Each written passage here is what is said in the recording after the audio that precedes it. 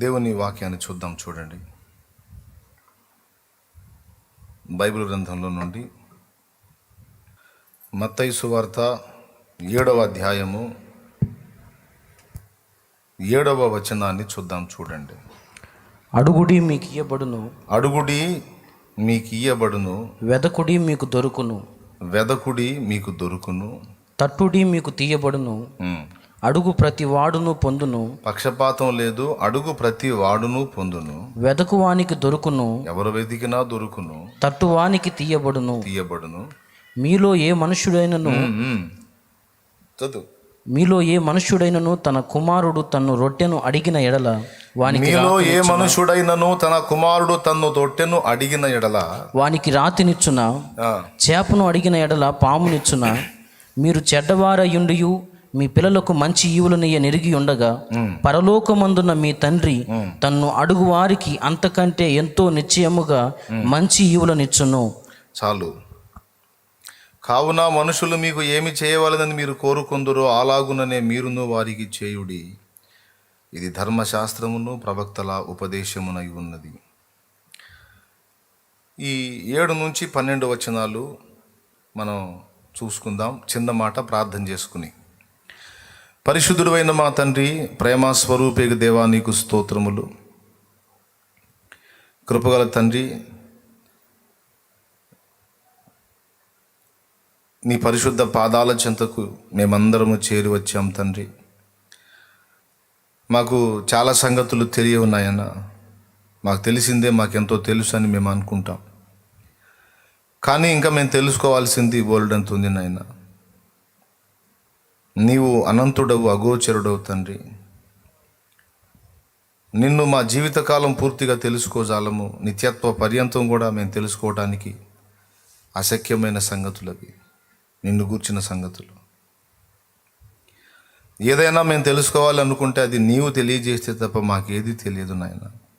నిదాసుడు, బలహీనుడు, అయోగ్యుడు, అపాత్రుడు, బలిపీఠం మీద నిలిచి ప్రకటించుటకు ఈ వీసుమంతా కూడా యోగ్యత లేనివాడు. కేవలం నీ కృప, నీ రక్తము, నీ దయ, నీ ప్రేమను ఆధారం చేసుకుని నిలవటమే తండ్రి.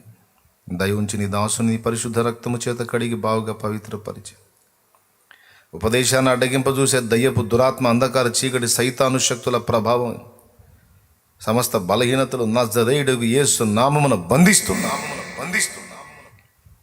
ప్రభువా, మీరే మా ఎడల దయ చూపి మా మధ్య ప్రత్యక్షమై మమ్మల్ని పరిశుద్ధపరిచి పవిత్రపరిచి మాతో మాట్లాడండి. బోధించువానికి నాయన నీ పరిశుద్ధత అవసరం, వినేవారికి కూడా నీ పరిశుద్ధత అవసరం. ఈ రెండు నీ పరిశుద్ధాత్మ ద్వారా మాకు అనుగ్రహించబడతాయి కనుక మా ఇరువురి మీద కూడా నీ ఆత్మాభిషేకము నుంచి సహాయం చేయమని. ఎందరు వింటున్నారో, లైవ్ ద్వారా ఎందరు అందుబాటులోకి వచ్చి వింటున్నారో వారందరి హృదయాలను మీరు సంధించమని యేసుక్రీస్తు అతిశయోక్తి కలిగిన నామమున ప్రార్థించి వేడుచున్నాం తండ్రి. ఆమేన్, ఆమేన్, ఆమేన్. ప్రభునందు ప్రియులారా, మనం చదువుకున్న ఈ వచన భాగం తెలియని క్రైస్తవులు ఉండరు నాకు తెలిసి.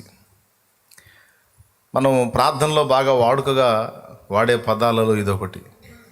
అడుగుడి మీకు ఇయ్యబడును అన్నావు గయ్యా, వెదకుడి మీకు దొరుకును అన్నావు గయ్యా, తట్టుడి మీకు తీస్తాను అన్నావు గయ్యా.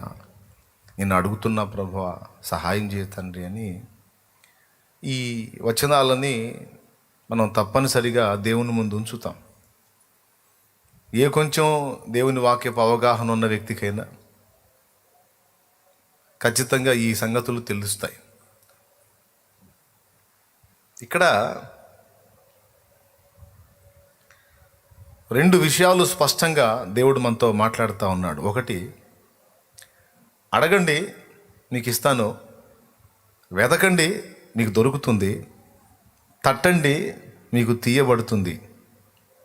అడిగే వారిలో భేదము లేదు, ప్రతి వారు పొందుతారు అన్నాడు. ప్రతివారు పొందుతారు అన్నాడు. మొదటిదేమో అడగండి, రెండవది అడిగే వాని విషయంలో భేదము లేదు, అందరికీ అనుగ్రహించబడిద్ది. మూడవది ఏది అనుగ్రహించబడిద్ది. అక్కడ చెప్పాడు ఏది అనుగ్రహించబడిద్దాం. 3 సంగతులు. మొట్టమొదటిది అడుగుట, దాని యొక్క అవసరత. రెండవది అడిగేవాని యోగ్యత. అడగటం అనేది అవసరమైన సంగత. Question number 1. క్వశ్చన్ నెంబర్ 2, అడిగేవానికి యోగ్యత అవసరమా? మూడవది, మరి అడుగుతున్న వానికి దేవుడిచ్చే జవాబు ఎలాంటిది అనేవి 3 సంగతులు. 3 ఎందుకులే 2 చేసుకుందామంటే, అడిగే సంగతి, అడిగేవాని యొక్క అర్హత 2 కలిపి ఒకటేసుకొని, అడిగేదానికి దేవుడిచ్చేటువంటి సమాధానం ఏంటి అనేవి ఈ 7 నుంచి 12 వచనాల్లో చెప్పేశాడు దేవుడు. ఈ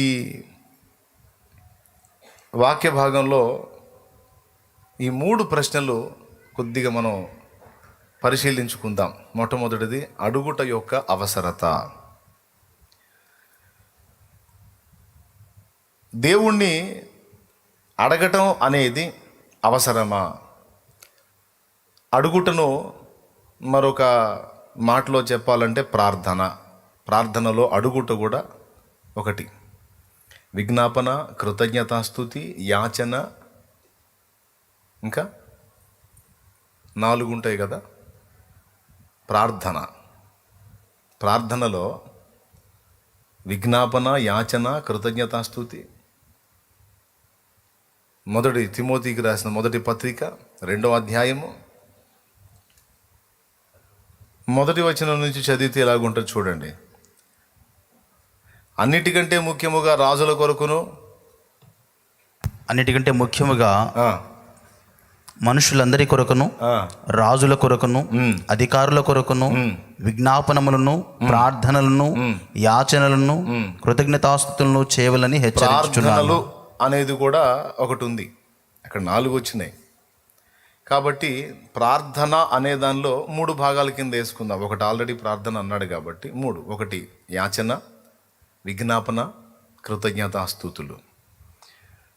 దేని సంగతి ఏంటనేది గతంలో మీకు చెప్పాను. దాని విషయం ఇప్పుడేం చెప్పాల్సిన అవసరం లేదు. సో ప్రార్థన అనే దీనిలో అడుగుట అనేది ఒకటి ముఖ్యమైన సంగతి.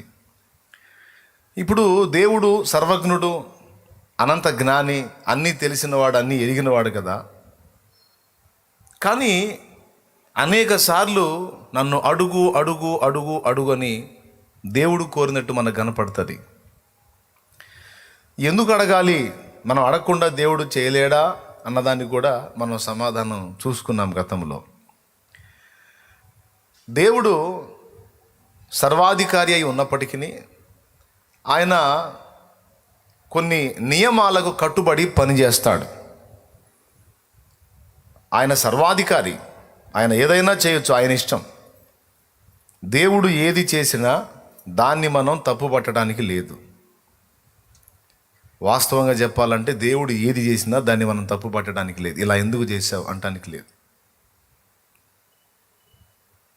అయినా దేవుడు కొన్ని నియమాలు పెట్టుకొని ఆ నియమాల్లో తను ప్రయాణం చేయటం అనేది మనకు అర్థమవుతుంది.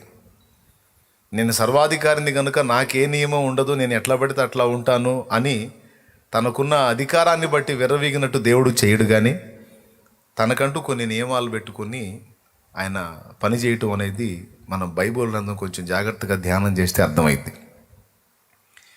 ఆయన పెట్టుకున్న నియమాలలో దేవదూతల విషయంలో కానీ, మానవ జాతి విషయంలో కానీ ఎవరిని కూడా ఒక నియంతలాగా బలవంత పెట్టి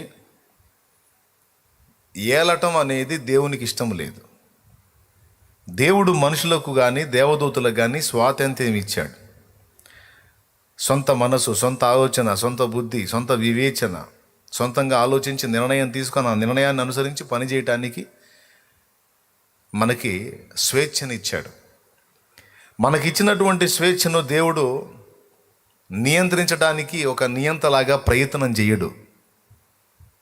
ఈరోజు నువ్వు ఇక్కడికి రావచ్చు, ఈ లైవ్లో అందుబాటులోకి రావచ్చు, లేదా ఇక్కడ మీరు ప్రేయర్కి రావచ్చు, లేదా ఇంటికాడ కూర్చొని ఏదైనా వేరే కార్యాలు చేసుకోవచ్చు. నువ్వు ఎందుకు రాలేదు అని దేవుడు అడుగుడు. వస్తే నువ్వు వచ్చావని దేవుడేదో నీతో మాట్లాడాడు. ఏది, వచ్చావు సంతోషం, థ్యాంక్ యూ అని దేవుడు నీకేదో కృతజ్ఞతలు చెప్పడం. ఎదురు చూస్తాడు రావాలని. వస్తే లోపల ఆనందపడతాడు, సంతోషపడతాడు. అందుబాటులోకి వస్తే కొన్ని మాటలు అందిస్తాడు. ఇంటికాడు ఉంటే నువ్వు అయ్యో బిడ్డ రాలేదే అని కొంచెం బాధపడతాడు. అంతేగాని బలవంత పెట్టడం కానీ, బలవంతాన నిన్ను బెదిరించి తీసుకొని ఇక్కడికి రప్పించడం కానీ చేయడు. స్వేచ్ఛ. ఇది దేవుడు సృష్టించినటువంటి సృష్టిలో దేవదూతలకు మానవ జాతికి అనుగ్రహించబడింది. ఈ స్వేచ్ఛను దేవుడు అనుగ్రహించాడు, ఆయనే దాన్ని నియంత్రించడానికి ప్రయత్నం చేయడు. కాబట్టి మనుషుడు తన సొంత నిర్ణయం చేసి సొంత ఆలోచనతో అడుగులు వేయటానికి తనకంటూ ఒక హక్కు దేవుడు ఇచ్చేశాడు కనుక ఇప్పుడు రాజ్యాంగమే మనకు కొన్ని హక్కులు కల్పించింది. ఆ హక్కుల్ని అనుసరించి మనం బ్రతుకుతుంటే మళ్ళా ప్రభుత్వమే మనల్ని అడ్డగించిందనుకో స్వయం వైరుధ్యం అవుతుంది, స్వయం ఖండన అవుతుంది. ఎందుకంటే ప్రభుత్వంలో రాజ్యాంగమే మనకు హక్కును కల్పించినప్పుడు దాన్ని రాజ్యపాలన చేసేటువంటి వ్యక్తులే నియంత్రించడానికి పూనుకోకూడదు. అవునా? తప్పైపోయిద్ది. అట్లాగే దేవుడు కొన్ని హక్కులు కల్పించేశాడు మనకి. దేవుడు కల్పించినటువంటి హక్కుల్ని అనుసరించి మన సొంత ఇచ్చిన అనుసరించి నడుస్తున్నప్పుడు దేవుడు మనల్ని కంట్రోల్ చేయడానికి ప్రయత్నిస్తే ఆయన ఇచ్చిన హక్కుని ఆయనే అడ్డగించినట్టయితే అప్పుడు దేవుడు నియంత అనే తత్వం కిందకు వస్తాడు, అనే విధానం కిందకు వస్తాడు. అది దేవుడికి ఇష్టం లేదు. అందుకే దేవదూతలకైనా మానవ జాతికైనా దేవుడిచ్చినటువంటి హక్కులను దేవుడు రద్దు చేయడు, ఫ్రీ ఇచ్చాడు కనుక మన సొంతానికి మనల్ని అప్పగించేశాడు. ఒక్కడు చేస్తాడు దేవుడు. నువ్వు ఆశగా ఆయన వైపు చూస్తే ఆలోచన చెబుతాడు, ఎలా బ్రతకాలో చెబుతాడు, ఎలా బ్రతకొద్దో చెబుతాడు, ఏది మంచో చెబుతాడు, ఏది చెడో చెబుతాడు. అంతవరకే నువ్వు అడిగితే, నువ్వు ఆయనకు అందుబాటులో ఉంటే. అంతేగాని నువ్వు ఇలా అలా అని ఒక రోబోని కానీ మనం కంట్రోల్ చేసినట్టు దేవుడు మనల్ని కంట్రోల్ చేయడానికి ప్రయత్నించడు. ఒకవేళ అలా దేవుడు ప్రయత్నిస్తే ఒక్కడు కూడా చెడ్డోడు ఉండడు. దేవునికి స్తోత్రం. ఎందుకంటే కొంతమందికి డౌటు, ఏదైనా తోటలో హవ్వ పండు కోసుకునేటప్పుడు దేవుడు అడ్డు చెప్పొచ్చుగా. ఆయన కోసుకొని తింటుంటే సినిమా చూసినట్టు చూసి తర్వాత అందరికీ ఆ పాపాన్ని అంటించి ఇదైపోతుంటే అసలు ఇదంతా ఎందుకు జరగనిచ్చాడు, ఆ పండు తీసుకొని తినేటప్పుడే ఆమెను అడ్డగించవచ్చుగా అని కొంతమంది. మరి కొంతమంది అయితే అసలు ఆ చెట్టు ఎందుకు వేయాలి, అసలు ఆ చెట్టే వేయకపోతే గొడవ ఉండదు కదా, ఏదైనా తోటలో ఆ చెట్టు వేసింది ఆయనే, ఇప్పుడు అన్నీ ముందు పెట్టి తినొద్దంటే ఎట్లా కుదిరిద్ది చెప్పు. ఆమె తీసుకొని తిందనుకో, తిన్నదానికి మళ్ళీ నేరం అంటగట్టి పాపం చేసిందని వాళ్ళని శిక్షక పాత్రులను చేసి మరణానికి అప్పగించి వాళ్ళని ఆ తోట నుంచి బయటికి గెంటేసి, ఏంది అసలు ఇవన్నీ చేయకుండా ఉంటే పోయేది కదా. ఏదో మన బుర్రకు వచ్చిన ప్రశ్నలు మనకు వస్తాయిగా, దీనికి కూడా సమాధానాలు చాలాసార్లు చెప్పుకున్నాం మనం.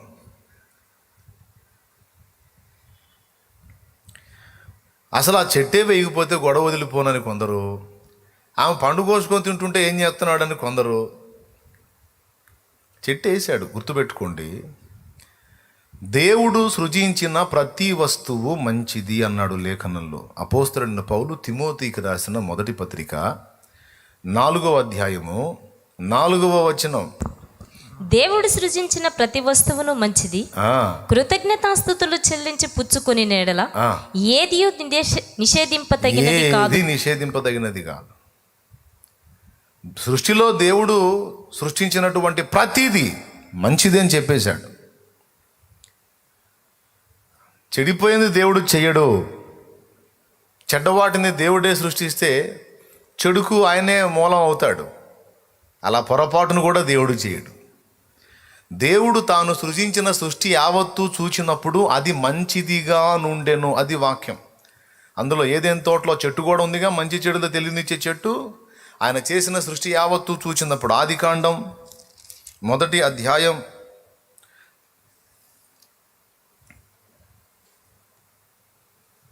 31వ వచనం, చివరి వచనం, దేవుడు తాను చేసినది యావత్తును చూచినప్పుడు తాను చేసినది యావత్తు చూచినప్పుడు అది చాలా మంచిదిగా నుండెను. అది చాలా మంచిదిగా ఉంది. ఇప్పుడు ఈ మంచిది అన్న దానిలో ఏదైనా తోట ఉందా లేదా, అందులో మంచి చెడులో తెలియనిచ్చే చెట్టు కూడా ఉందా లేదా, అది కూడా మంచిదే. అసలు ఆ చెట్టు వల్లే కదా ఈ దరిద్రం అంతా వచ్చింది, ఆ చెట్టు అసలు ఎందుకు మొలిపించాడు అనే ప్రశ్నకి ఇదిగో ఆన్సరు. తిమోతి పత్రికలో దేవుడు సృజించిన ప్రతి వస్తువు మంచిదన్నాడు. ఆదికాండం 1:31లోనేమో ఆయన చేసిన సృష్టి యావత్తూ చూచినప్పుడు అది చాలా మంచిదిగా నుండెను. మంచిది. ఏం మంచిదన్నా, పండు తిన్నాకనే కదా ఎగసట్లన్నీ వచ్చింది. అంటే విషయం ఏంటంటే ఉన్న డేంజర్ అంతా పండులో కాదు, ఆజ్ఞలో ఉంది. రహస్యం అంతా ఆజ్ఞలో ఉంది, చెట్టులో కాదు, పండులో కాదు. ఒకవేళ జీవవృక్షపు చెట్టు చూపించి అది తీసుకొని తినవద్దు అని ఒకవేళ ఆజ్ఞ జారీ చేసినట్లయితే అప్పుడు అది తీసుకొని తిన్నా కూడా డేంజర్ అయ్యేది. ఇక్కడ ఉన్న డేంజర్ అంతా చెట్లల్లో, పండ్లల్లో, లేకపోతే సృష్టిలో లేదు, దేవుని ఆజ్ఞలో ఉన్నది. అక్షరము చంపును గాని ఆత్మ జీవింపజేయును. ఆజ్ఞను హేతువు చేసుకొని పాపము ఏం చేస్తుంది? ఏలుబడి చేస్తుందా? ఏం చేస్తుంది నాయన? ఆజ్ఞను ఆధారం చేసుకొని పాపం పెత్తనం మొదలు పెట్టిద్ది. దేవునికి స్తోత్రం కలుగును గాక. ఆజ్ఞ లేనప్పుడు పాపము మృతము, ఆజ్ఞ వచ్చినప్పుడు పాపం అనే దానికి జీవం వచ్చేసింది. దేవునికి స్తోత్రం కలుగును గాక. హల్లెలూయా. పాపం ఏంటి? ఆజ్ఞ అతిక్రమమే. నువ్వు అది తినొద్దు అనే మాటలో ఉంది ప్రమాదం అంతా. అర్థమైందా? చెట్టులో కాదు. చాలామంది ఆ చెట్టు ఎందుకు వేయాలి, కోసుకొని తింటుంటే ఆపొచ్చుగా, సరే ఏదో పనికి మాలింది తిందనుకో, వాళ్ళ ఆయనకి ఇస్తున్నప్పుడు ఆదాము నువ్వు ఆగు, నువ్వు తినవాకు, పిచ్చి పని చేసింది అని ఆదాము ఆపితే కొంత బాగుండేది కదా. దేవునికి స్తోత్రం కలుగును గాక. హల్లెలూయా. ఆదాము చాలా జ్ఞానంగా ప్రవర్తించాడు. అక్కడ ఆదాము పండు తినకపోతే హవ్వ పాతాళానికను ఆదాము పరలోకానికి అయ్యేది పరిస్థితి. సమస్య తెచ్చింది కాబట్టి అందులో నేను కూడా పాలు పంపులు పొందుతాను. దేవుడు నన్ను తనను ప్రేమిస్తున్నాడు కనుక ఆయనే దీనికి ఒక అద్భుతమైన పరిష్కారం చూపిస్తాడు. కాబట్టి ఇక ఆమె అడిగేసింది కనుక నేను ఆమెను యథార్థంగా ప్రేమిస్తున్నాను కనుక నేను కూడా అందులో చేవేస్తానని ఇద్దరు కలిసి చేశారు. ఇక ఆదాము కూడా ఆ పని చేసేసరికి ఇప్పుడు దేవుడు దానికి పరిష్కారంగా ఇంత కథ నడపాల్సి వచ్చింది. దేవునికి స్తోత్రం కలుగును గాక. హల్లెలూయా. కాబట్టి ఉన్న డేంజర్ అంతా ఎక్కడుంది? ఆజ్ఞలో ఉన్నది. ఇది వద్దు, ఇది చేయొద్దు, ఇది తినొద్దు, ఇలా ఉండొద్దు అని ఎప్పుడైతే ఒక ఆజ్ఞను రిలీజ్ చేశాడో, అది లేనప్పుడు ఆ పండు తింటే ఇబ్బంది ఉండేది కాదు. అది వచ్చింది కనుక ఇక తింటే నేరం. ఎంత నేరం అంటే మరణపాత్రమైన నేరం. ఆదాముకి ఇంకా 100 ఆజ్ఞలు, మనకి ఇచ్చినట్టు రకరకాల ఆజ్ఞలు ఏం లేవు. గంజాయి తాగొద్దని చెప్పలేదు, ఎందుకంటే అప్పుడు గంజాయి లేదు. సిగరెట్లు తాగొద్దని చెప్పలేదు, అప్పుడు సిగరెట్లు లేవు. సొట్టలు తాగొద్దని చెప్పలేదు, సొట్టలు లేవు. విస్కీ బ్రాందీ తాగొద్దని చెప్పలేదు, ఎందుకంటే అవి లేవు. వ్యభిచారం చేయొద్దని చెప్పలేదు, ఎందుకంటే అప్పుడు ఇంకా హవ తప్ప వేరే వాళ్ళు లేరు. దేవునికి స్తోత్రం కలుగును గాక. హల్లెలూయా. ఇక వేరే ఏం ఆజ్ఞలు లేవు, ఒక్కటే ఆజ్ఞ, ఆ పండు తినొద్దు, ఆ చెట్టు తిను, ఆ చెట్టు వైపు వెళ్ళి ఆ పండు తినొద్దు, అంతే. అప్పుడున్న పరిస్థితి తగ్గట్టు ఒక్క ఆజ్ఞని ఇచ్చాడు. ఆ ఒక్క ఆజ్ఞ మీరటంలో మానవుని స్వయంకృతాపరాధం ఉంది. అందులో దేవుడు బాధ్యుడుగాడు. ఆ చెట్టు కూడా ఎందుకు నాటాడు అంటే వారి కోసమే. వారి కోసమే. పెద్ద మొత్తంలో డబ్బు కావాలంటాడు కొడుకు. డబ్బు ఉంటుంది, ఇంట్లోనే ఉంటుంది, బ్యాంకులో కూడా ఉంటుంది, వాడి పేరు మీదే ఉంటుంది. నేను తీసుకుంటా అంటే తండ్రి ఊరుకోడు. ఇప్పుడు వద్దు అంటాడు. వాడు వెళ్ళి బలవంతంగా తీసుకుంటే నేరం అయిపోతుంది. వాడి కోసమే ఉంచాడు, వాడి క్షేమం కోసమే దాచాడు, వాడి కోసమే భద్రపరిచాడు. ఒక టైం వస్తుంది, ఆ టైం వచ్చినప్పుడు తండ్రి అవి తీసి కొడుకు ఇస్తాడు, లేదా ఆ తాళపు చెవి కొడుకు ఇస్తాడు. తండ్రి తనంతటా తాను కొడుకుకి ఇచ్చిన దాకా కొడుకు ఆగాలి, అంతేగాని తపన పడి తొందరపడి ముందుగా అది తీసుకోవటానికి లేదు. ఆదాము కోసమే అది వేసింది, ఆదాం హవ్వల కోసమే దేవుడు అందులో ఉంచింది. మంచిది, అన్నీ మంచియే, దాంతోపాటు ఇది కూడా మంచిదే. అయితే తీసుకోవాల్సిన టైంని వీళ్ళు తొందరపడ్డారన్నమాట. కొంచెం నిరీక్షించినట్టయితే తప్పకుండా ఇంకొకటి జరిగేది. జీవవృక్ష ఫలం కోసుకొని తినేవాళ్ళు. జీవవృక్ష ఫలం కోసుకొని తిన్న తర్వాత ఇక వాళ్ళకి నిరంతరం జీవించేటువంటి శక్తి వచ్చేసేది. నిరంతరం జీవించే శక్తి, ఇక మరణమే లేనటువంటి స్థితి వచ్చేది. మరణం ఎందుకు వచ్చింది? ఆజ్ఞను అతిక్రమించినందున మరణం వచ్చింది. ఇప్పుడు మరణమే లేని జీవం వాళ్ళకి రాబోతుంది అంటే అర్థం ఏంటి? జీవవృక్ష పండు తింటే జీవం వస్తుంది. జీవం వచ్చినప్పుడు ఇక మరణం వాళ్ళ మీద ఏలుబడి. దాని అర్థం ఏంటంటే మరణకరమైన పాపం ఇక వాళ్ళు చేయడానికి అవకాశం లేని అద్భుత శక్తి వాళ్ళకు వచ్చేది. ఇప్పుడేం జరుగుతుంది? మంచి చెడు పండు తిన్నప్పుడు మంచేదో చెడేదో తెలుస్తుంది, కానీ మంచిని మాత్రమే చేసి చెడును కంట్రోల్ చేసుకునే శక్తి లేదు. మళ్ళీ చెప్తున్నా, మంచేదో చెడేదో తెలుస్తుంది ఈ పండు తినటం వల్ల, కానీ మంచిని మాత్రమే చేసి చెడును నియంత్రించుకునే శక్తి లేదు ఇప్పుడు మనకి. అదే జీవవృక్ష ఫలం కానీ తీసుకున్నట్టయితే ముందు ఆదాం హవ్వలు ఆ శక్తి వాళ్ళకి లభించేది. ఎందుకంటే ఇక మరణం అనేది వాళ్ళకు ఉండదు కదా, నిత్యము జీవం కదా. ఆ జీవంతో పాటు నియంత్రణ శక్తి ఉంటేనే జీవం. అర్థమైందా? ఆ చెట్టులో, ఆ పండులో ఉన్న శక్తి అది. ఖచ్చితంగా వాళ్ళు ఆ పండు కోసుకొని తిన్నట్టయితే ఆదాం హవ్వలారా, రైట్, నేను అనుకున్నట్టే ఆ పండు కోసుకొని తిన్నారు, రైట్, ఇప్పుడు మీరు నిరంతరం జీవిస్తారు కనుక ఇప్పుడు మీకు మంచి చెడుల వివేచన తెలియాలి, ఇదిగో ఆ పండు కోసుకొని తినండి అని ఆయన ఇచ్చేవాడు. ఎప్పుడు ఏది చేయాలో దేవునికి తెలుసు. ముందు ఇది తినండి, తర్వాత అది ఇస్తాననే ఒక్క విషయాన్ని మాత్రం మరుగు చేసి పరీక్షించాడు, పరిశోధించాడు. ఎందుకంటే వీళ్ళకి అన్నీ ఇచ్చాను, అన్నీ చేశాను, వాళ్ళ ప్రేమ, వాళ్ళ విధేయతకు ఒక చిన్న పరీక్ష పెట్టుకుంటానని పెట్టుకున్నాడు. ఆ ఒక్క చిన్న పరీక్షలో ఫెయిల్. అప్పటి నుంచి ఇప్పటిదాకా వాళ్లే కాదు, వాళ్ళ రక్తం మంచుకు పుట్టిన మన బతుకులు కూడా అంతే తగలబట్టాయి. మనకి 10 సంగతులు ఉంటే 10లో 8 బాగా పర్వాలేదు నాణ్యంగా ఉన్నామంటే 2 పోతుంది.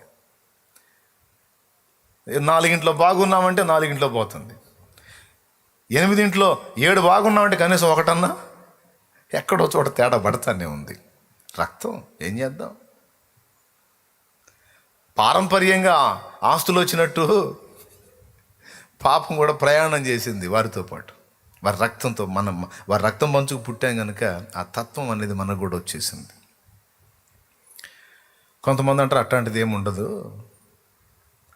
అసలు మనకు ఆ పాపపు వారసత్వం ఏమీ లేదు అంటారు. దానికి 2 వచనాలు అడ్డు తగులుతున్నాయి బైబిల్లో.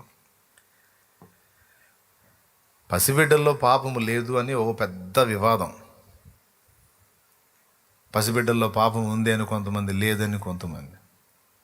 పసిబిడ్డల్లో కూడా రక్తములో పాపం ఉంది, కాకపోతే అది ఆరోపించబడదు. ఎందుకంటే ఆ బ్లడ్లో పాపపు తత్వం అయితే ఉంది, కానీ దాన్ని ఆచరించడానికి వాటికి దేహస్థితి చాలదు, అనుకూలత ఉండదు. కనుక ఆ పాపము వాని బ్లడ్లో ఉన్నప్పటికీ ఆరోపించబడదు. ఇది నిజం అనడానికి లేఖనంలో 2 సామెతల్లో ఓ మాట ఉంటుంది, మీకు అందరికీ సుపరిచిత వచనమే, బాలుని హృదయంలో మూఢత్వము స్వాభావికముగా పుట్టును, శిక్షాదండము దాని తోలివేయును అన్నాడు. సామెతల గ్రంథం ఎక్కడుందో తీస్తారా? సామెతల గ్రంథం 22వ అధ్యాయం 15 హేనంట చూడు, హేను. బాలుని హృదయములో మూఢత్వము స్వాభావికముగా పుట్టును, శిక్షాదండము దాన్ని తోలివేయును. మూఢత్వం అనేది పుణ్యకార్యమా పాపమా? మూఢత్వం, మూర్ఖత్వం. వాడి మైండ్కి దోసినట్టే పోతాడు, కానీ నీకు ఎవడు ఏం చెప్పి నినడు. పిల్లలు కొంతమంది చూడు, ఒరే వద్దురా అంటే అవుతాడా, నాకు అదే కాదు అంటాడు. పటాపట 4 బీతి కాదు, అంతేనా? వాడికి ఎంత బతినాడే వినడు, తన్ను పడితే ఇంక మాట్లాడండి, ఇంక పగులుద్ది. అంటే వాడు ఏ గాడికి మనం వద్దనే పోతాడు, వద్దనే కోరతాడు.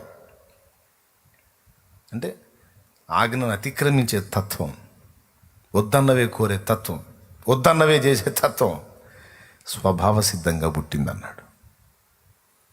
స్వభావ సిద్ధంగా అట్టొచ్చింది. బాలుని హృదయంలో మూఢత్వం స్వాభావికముగా పుట్టును అంటే ఆ స్వభావంతో పుడుతున్నాడు. ఓకేనా? ఇది మొదటిదైతే. రెండవది, పారంపర్యంగా పాపం ప్రయాణించే అవకాశం లేకపోతే యేసు కన్యకు పుట్టాల్సిన అవసరం లేదు. నువ్వు నేను పుట్టినట్టే చక్కగా తల్లిదండ్రులకు పుట్టితే సరిపోయేది. తండ్రి ద్వారా ఒక బిడ్డ జన్మించినప్పుడు తండ్రి రక్తం పంచుకొని పుట్టిన ఆ బిడ్డలో కూడా పాపము తాలూకు బీజము పనిచేస్తూ ఉంటుంది అనడానికి ఇదొక అద్భుతమైన నిరూపణ. అది లేకపోతే యేసు పురుష స్పర్శ ఎరగని కన్యకు పుట్టాల్సిన అవసరం ఏముంది? తండ్రి నుండి బిడ్డకు పాపం సంక్రమించే అవకాశం లేకపోతే అసలు ఆయన అలా పుట్టాల్సిన అవసరం ఏముంది? చక్కగా నువ్వు నేను పుట్టినట్టు తల్లిదండ్రులకు జన్మించవచ్చు ఆయన కూడా. కానీ అలా చేయలే. పురుషుని ఎరుగని కన్యను ఎంచుకొని ఆమె గర్భాన్ని వాసం చేసుకొని వచ్చాడు ఆయన. ఒక్కొక్క మతోన్మాది అంటాడు, దుర్మార్గుడు దౌర్భాగ్యుడు ఒకడు ఉంటాడుగా అంటాడు, మరియం ఏదో తేడా చేసింది అంటాడు. బైబిల్ గ్రంథంలో మరియమ్మే ఒప్పుకోలా గాబ్రియేల్ దూత ఆ మాట చెప్తే. గాబ్రియేల్ దూత, అమ్మా దయాప్రాప్తురాలా, నీకు శుభం కలుగును గాక, దేవుడు నిన్ను ఎంపిక చేసుకున్నాడమ్మా, లోకరక్షకుడు నీ కడుపులో నుంచి పుట్టబోతున్నాడు, నీవు గర్భవతి అవుతావు, కుమారుడిని గంటావు, అతనికి ఇట్లా అని చెప్తాడు. అప్పుడు ఆమె ఆశ్చర్యంగా ముఖం పెట్టి, ఇది ఎలాగ జరుగును, నేను పురుషుని ఎరుగని దాననే, ప్రకృతి ధర్మం ఒకటి ఉంది, ప్రకృతి ధర్మం ప్రకారం పురుష స్పర్శ ఎరిగిన స్త్రీకి సంతానోత్పత్తి సహజం, నేను పురుషుని ఎరుగని దానని, ఇది ఎలాగ జరుగునని ఆమె క్వశ్చన్ చేసింది. ఆమె తేడా మనిషి అయితే ప్రశ్న ఎందుకు చేస్తుంది? ఈ సంగతి దరిద్రులకు తెలియదు. ఏ కాడికి బైబిల్ చదువుతాడు, ఎంత చదువుతాడంటే ఏం రంధ్రాలు దొరుకుతాయా ఆ రంధ్రాలు తీసుకొని ఎదుటోళ్ళ మీద వేద్దాం అన్నాడు చదువుతాడు, ఈ గుడ్డి కళ్ళు వేసుకొని. ఇంకేం కనపడుతుంది? అలాంటి మాటలు కనపడతాయా? ఉన్మాదంతో నిండిపోయి ఉంటాడు కదా. ఏదో ఒకటి చూపించి ఏసైని తిట్టాలి, మరియమ్మని తిట్టాలి, పరిశుద్ధాత్మని తిట్టాలి, తండ్రి అయిన దేవుడిని తిట్టాలని వాడి తలకాయ నిండా ఎక్కించుకున్నాడు. ఎట్లా చదువుతాడు బైబిల్ పద్ధతి ప్రకారం? అందుకే వాడికి అన్ని ఇట్లాంటివి కనపడతాయి అన్నమాట. ఒకడున్నాడు, ఎంత దుర్మార్గం అంటే వాడు పరిశుద్ధాత్మను దూషిస్తాడు. వాడు మరణకరమైన పాపం వాడు చేస్తున్నాడు.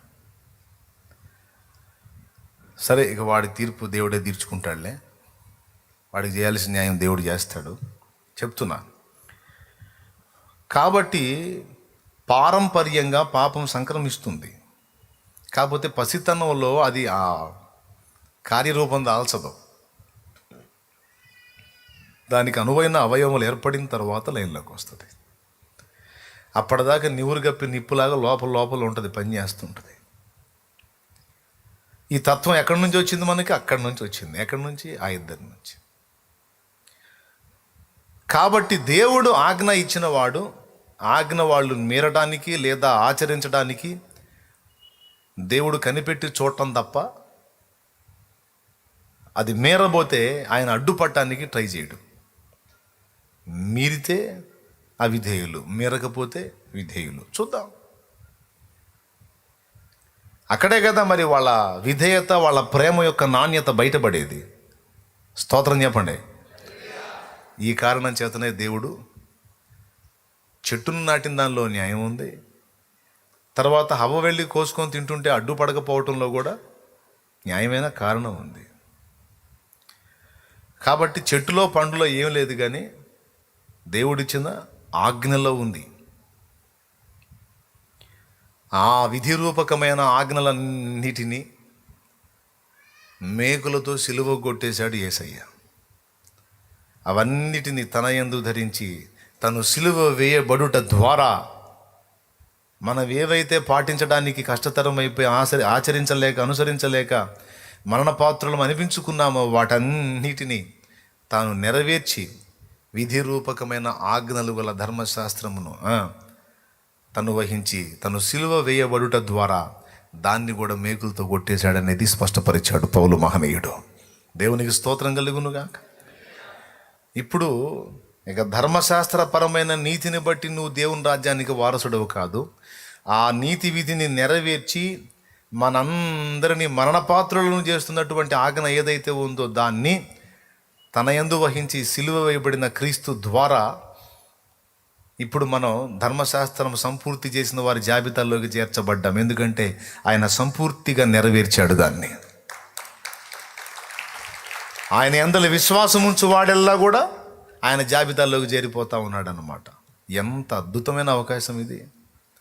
కేవలం పైసా ఖర్చు ఉందా? ఒంటికి చాకిరి ఉందా? నెరవేర్చిన వాని యందు విశ్వాసం ఉంచండి, విశ్వసించి రక్షణ పొందండి అని ఇప్పుడు అందరికీ సువార్త చెప్తున్నాం. ఏది మనకు మరణకరమైన ఆజ్ఞ ఉన్నదో అవన్నీ కూడా తను నెరవేర్చి తను వహించి సిలువ కొట్టేశాడు. అయిపోయింది. ఇప్పుడు ఇక ఆజ్ఞ మన మీద ఏలుబడి చేయటానికి లేదు, ఆజ్ఞ మన మీద పెత్తనం చేయటానికి లేదు. ఇక తెలుసా మీకు? ఎందుకంటే ఆజ్ఞ నెరవేర్చినందున నీవు నీతిమంతుడవు కాదు, విశ్వాసమును బట్టి ఉచితముగా నీవు నీతిమంతుడిగా తీర్చబడ్డావు. నీవు, నేను, మనం. ఇది దేవుని దయాపూర్వక సంకల్పం, ఆయన కృపా బాహుళ్యత. పని చేసిన వాడికి జీతం ఇస్తే అది రుణం, దానం కాదు, రుణం. కష్టం చేశాడు, జీతం ఇచ్చాను, రుణం. పని చేయకుండా జీతం ఇచ్చిన వాని జీతం దానం అవుతుంది. ఇక్కడ మనం ఆజ్ఞలు నెరవేర్చినందున మనకి దేవుడు పరలోక రాజ్యం ఇస్తే అది రుణం. మళ్ళీ చెప్తున్నా, దేవుని ఆజ్ఞలు నెరవేర్చినందున దేవుడు మనకు పరలోక రాజ్యం ఇస్తే అది రుణం. కానీ నెరవేర్చామా? లేదే. నెరవేర్చకపోయినా మనకు పరలోక రాజ్యం ఇస్తానని వాగ్దానం చేశాడే, ఇది కృపాదానం. ఏంటిది? ఇది కృప. పని చెయ్యకయ్యే, ఆజ్ఞ నెరవేర్చకపోయినా కూడా నీకు అవకాశం ఇచ్చాడే, అది దానం. ఈ విధంగా క్రీస్తునందు మనకు లభించింది. సరే, పాయింట్కి వద్దాం. మళ్ళీ మనం ఎటేటో తిరుగుతాం, మళ్ళీ మీకు అర్థం కాదు, గందరగోళం అయిపోతారు. ఇప్పటివరకు చెప్పింది ఏమన్నా అర్థమైందా? కొద్దిగా అర్థమైనట్టుంది, కానీ ఏం కాలేదా? స్తోత్రం చెప్పండి. అర్థమైతే గట్టిగా చెప్పండి. కొద్దిగా ఏదైనా లోతుకి వెళ్ళాలంటే భయం నాకు, ఎందుకంటే మళ్ళా గందరగోళం అవుతారేమో అని. సరే, పాయింట్కి వస్తున్నాను. దేవుడికి అన్నీ తెలిసి కూడా ఆయన కొన్ని నెరవేర్చడానికి మన వైపు నుంచి అనుమతి కోరుతాడు. మన వైపు నుంచి అనుమతి కోరుతాడు. కళ్ళు లేని గుడ్డివాడు తన దగ్గరకు వస్తే, నేను నీకేం చేయకూరుచున్నావు, ఎందుకు నన్ను పిలిచావు అన్నాడు. కళ్ళు లేనివాడు కళ్ళు కావాలని తెలియదా? ఏం అడుగుతాడు? అటువైపు నుంచి రాంది యేసయ్య ఏం చేయలే. అట్లా మీరు గమనించి చూడండి. అవతల వ్యక్తుల దగ్గర నుంచి ఆ రిక్వెస్ట్ రాకుండా ఆయన స్పందించలేదు. ఒక నాయని విధవరాల దగ్గర మాత్రం ఆమె ఏడుస్తుంటే చూసి అయ్యో నా బిడ్డ అయ్యా అని గందరగోళం అవుతుంటే చూసి జాలిపడి కనికరాన్ని బట్టి ఆ బిడ్డను బతికించి ఆమె చేతికి ఇచ్చాడు. చాలా విషయాలు అవతల వాళ్ళ వైపు నుంచి స్పందన వచ్చినాకనే యేసయ్య స్పందించాడు. స్తోత్రం చెప్పండి. ఎందుకంటే ఆయనకి చనువు ఉన్నా చొరవ ఉన్నా అమర్యాదగా ఎలా పడితే అలా ప్రవర్తించడు ఆయన. నీకంటూ ఒక స్వేచ్ఛనిచ్చాడు, నీకంటూ ఒక సొంత నిర్ణయాన్ని ఇచ్చాడు, నీకంటూ ఒక సొంత అధికారాన్ని ఇచ్చాడు కనుక దాన్ని ఆయనే భగ్నపరచడం. నువ్వు బాగుపడాలన్నా నీ వైపు నుంచి స్పందన రావాలి, నువ్వు చెడిపోవాలన్నా నీ వైపు నుంచి స్పందన రావాలి. దేవునికి స్తోత్రం. మళ్ళీ చెప్తున్నా, నువ్వు బాగుపడాలన్నా బాగు చేస్తాడు, కానీ అది నువ్వు కోరి ముందుకు రావాలి.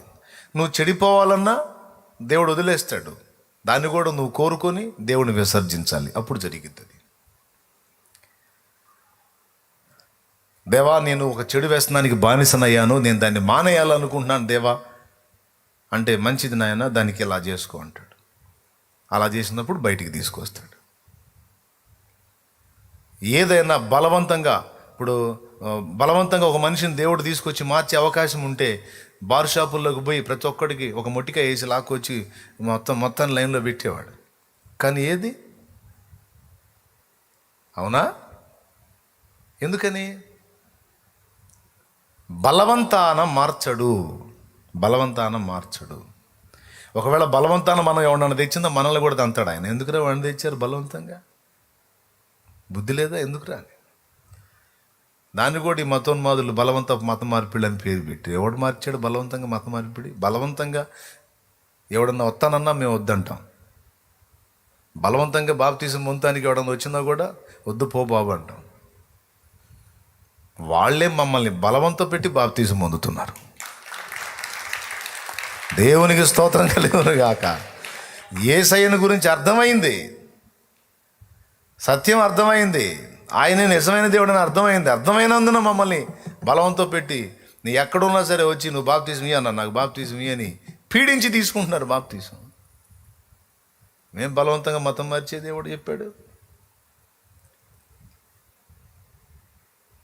అది కూడా తెలియదు, మాట్లాడుతూ ఉంటారు. బలవంత పెట్టడు ఆయన. మానుకోవాలి నేను ఈ వ్యసనం అని నీ అంతటా నీ హృదయంలో కదలికి వస్తే అప్పుడు హెల్ప్ చేస్తాడు. బార్ షాప్ దగ్గర అందరూ గుంపులు ఉన్నారు. బలవంతంగా దేవుడు తీసుకొచ్చే పని అయితే సినిమాలు ఖాళీ, బార్ షాపులు ఖాళీ, వ్యభిచార కోపాలు ఖాళీ, అన్నీ ఖాళీ అయిపోతాయి. మొత్తం కలిసి చర్చిలో కూర్చుంటారు. పాస్టర్లకు ఫుల్ బిజీ. తినేదానికి ఉండదు, ఇక నీళ్లు తాగేదానికి ఉండదు. బలవంతంగా తేవాలనుకుంటే ఎందుకు తెస్తాడు? తెచ్చాడా? నో. ఇప్పటి వరకు చర్చికి వచ్చిన వాళ్ళు అందరూ తమంతటా తాముగా స్పందించి వచ్చిన వాళ్ళే. తమంతటా తాముగా దేవుని వెతికిన వాళ్ళు, కనుగొన్న వాళ్ళు, కావాలనుకున్న వాళ్ళు, మార్పు చెందాలనుకున్న వాళ్ళు, హృదయపూర్వకంగా దేవుణ్ణి ప్రేమించిన వాళ్ళు, హత్తుకున్న వాళ్ళే. దేవుడు ఒరిజినల్ లవ్ ఇష్టపడతాడు, డూప్లికేట్ లవ్ కాదు. డూప్లికేట్ లవ్ ఉంటుంది, తెచ్చిపెట్టు, అది కాదు రియల్ లవ్. నిజమైన ప్రేమను ఆశిస్తాడు. అందుకే ఎవరిని బలవంత పెట్టడు. నేను బార్ షాపులోనే ఉంటా అంటే ఉండు బాబు. ప్రభా నేనేంటి ప్రభా, నాకేంది ఈ కర్మ, నేను ఇలా వద్దనుకుంటున్నాను, కానీ ఇక్కడికి సాయంత్రానికి ఇక్కడికి ఆకర్షింపబడుతున్నాను, నాకు ఇష్టం లేదయ్యా. నా భార్య పిల్లలు అల్లాడుతున్నారయ్యా, నా కష్టమంతా పరులపాలు అయిపోతున్నాయా, నాకు ఇష్టం లేదయ్యా.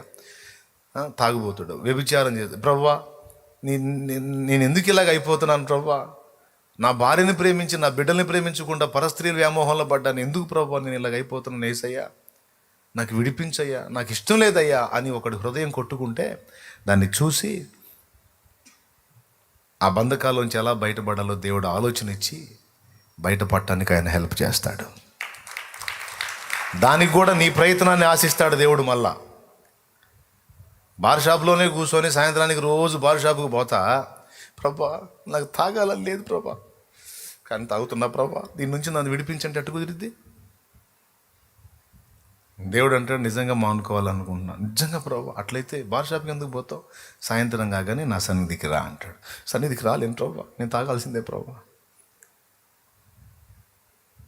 మరి వద్దనుకుని మానుకోవాలనుకుంటున్నాను అన్నావు కదరా, మానుకోవాలనుకున్నప్పుడు చిన్న ప్రయత్నం చేయరా. నాయనా కుమారా ఒక చిన్న ప్రయత్నం చేయలేను ప్రభా, తాగాల్సిందే ప్రభా. మరి ఇంకెందుకురా మాట్లాడుతావు? మానుకోవాలనుకుంటున్నాను ప్రభా, ఇంకెందుకురా మాట్లాడుతావు? మరి తాగిక సైలెంట్గా తాగు, మరి చేసేది ఏమన్నా?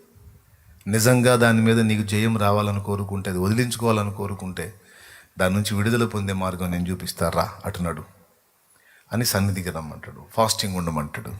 ఒక 2-3 రోజులు ఉపవాసం ఉండు నాయన. నీలో నిస్త్రాణమైన నిగ్రహ శక్తి నేను మేలుకొల్పుతా. ఏ బలహీనతను అధిగమించలేకపోతున్నావు దాన్ని జయించే శక్తి నేను ఇస్తాను నీకు నా ఆత్మ ద్వారా. నీ వంతు ప్రయత్నం నువ్వు చేయాలి. కొంతమంది శోధింపబడే స్థలాల్లో ఉండి, ప్రభా ఈ శోధన నుండి నన్ను తప్పించు తండ్రి, తప్పించు ప్రభా, ఈ శోధన ప్రభా అంటే సోది మొహం ఆడెందుకున్నావురా అంటాడు. ఆడెందుకున్నావురా నువ్వు? నేను ఆడ ఉండమన్నానా నిన్ను? శోధింపబడే స్థలం అని తెలియదా? అక్కడికి పోతావు, అక్కడే ఉంటావు. అమ్మా బుద్ధి లేదానా? శోధన తప్పించు ప్రభా అని సోది మొహం వేసుకొని చెప్పకపోతే అసలు ఆడకు పోకుండా ఇట్రా మాట్లాడతాడు. నేను రాలేను ప్రభా, ఎటు పోలేను ప్రభా, ఈ శోధన నుండి తప్పించు ప్రభా అంటే మెడకు తాడేసి లాగాలి పక్కకిగా. దేవునికి స్తోత్రం కలుగును కాక.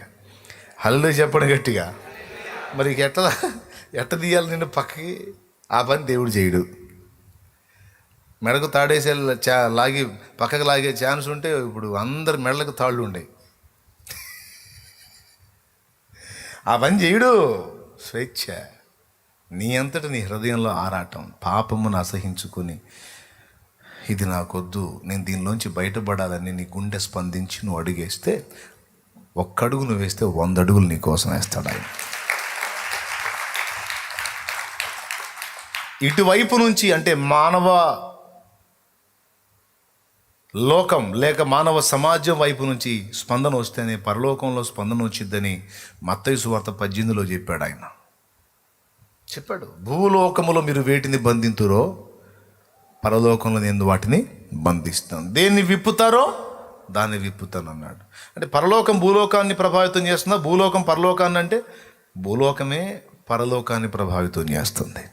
ఇటు స్పందన, అక్కడ ప్రతిస్పందన. ఓకే, అంతేగాని బలవంతంగా దేవుడు ఏం చేయడు. అందరు చెప్పండి, బలవంతంగా దేవుడు ఏమీ చేయడు. కాబట్టి నీకు అక్కరలు తెలుసు, అవసరాలు తెలుసు, సమస్యలు తెలుసు, ఇబ్బందులు తెలుసు, నువ్వు పడుతున్న నానా బాధలన్నీ తెలుసు దేవునికి. వాటి విషయంలో నువ్వు ఎంత నలుగుతున్నావో, ఎంత ఆవేదన పడుతున్నావో, ఎంత కృంగిపోతున్నావో, ఎంత ఏడుస్తున్నావో, ఎన్ని అవమానాలు ఎదుర్కొన్నావో అన్నీ తెలుసు ఆయనకి. తెలిసి కూడా మౌనంగా ఉంటాడు. తెలిసేట మౌనంగా ఉంటాడు. అన్న అదేంది అసలు? అదేం పద్ధతి? అదేం దేవుడు అంటారా? మరి అదే దేవుడు అంటే. తెలియగానే పరిగెత్తుకుంటూ వచ్చి హడావుడి చేయడు. తెలిసిన గమనించి చూస్తూ ఉంటాడు. ఎందుకంటే ఇన్ని బాధలు పడుతున్నాడు, ఇన్ని బాధలు పడుతుంది, ఏదన్నా నా పాదాల దగ్గరికి వచ్చి అర్థిస్తే ఏదన్నా చేద్దాం అన్నట్టుగా కనిపెట్టుకుని ఉంటాడు. అప్పుడు మనం దేవుని యొద్దకు వచ్చి ఆయన సన్నిధిని వెతికి ఆయన తలుపు తట్టి ఆయనను అడగాలి. అర్థమైందా? అడుగుడి, వెదకుడి, తట్టుడి. ఇప్పుడు మధ్యలో పాయింట్ ఏదైతే ఉందో దాన్ని నంబర్ 1లో పెట్టాలి. చివరి పాయింట్ ఏదైతే ఉందో దాన్ని నంబర్ 2లో పెట్టాలి. మొదటి పాయింట్ ఏదైతే ఉందో దాన్ని నంబర్ 3లో పెట్టాలి. ఆ 3 మాటల్ని వరుస క్రమం కరెక్ట్గా పేర్చాలి మనం. అడుగుడి మీకు ఇయ్యబడును, వెదగుడి మీకు దొరుకును, తట్టుడి తీయబడును అన్నాడు కదా. అది కాదు క్రమం. ఆయన సన్నిధిని వెతకాలి. ఆయన సన్నిధిని మనం పొందుకున్నప్పుడు ఆయన ద్వారబంధమును, తలుపును తట్టాలి. తలుపు తీసినప్పుడు అడగాలి. దేవునికి స్తోత్రం కలుగును గాక. అది క్రమం.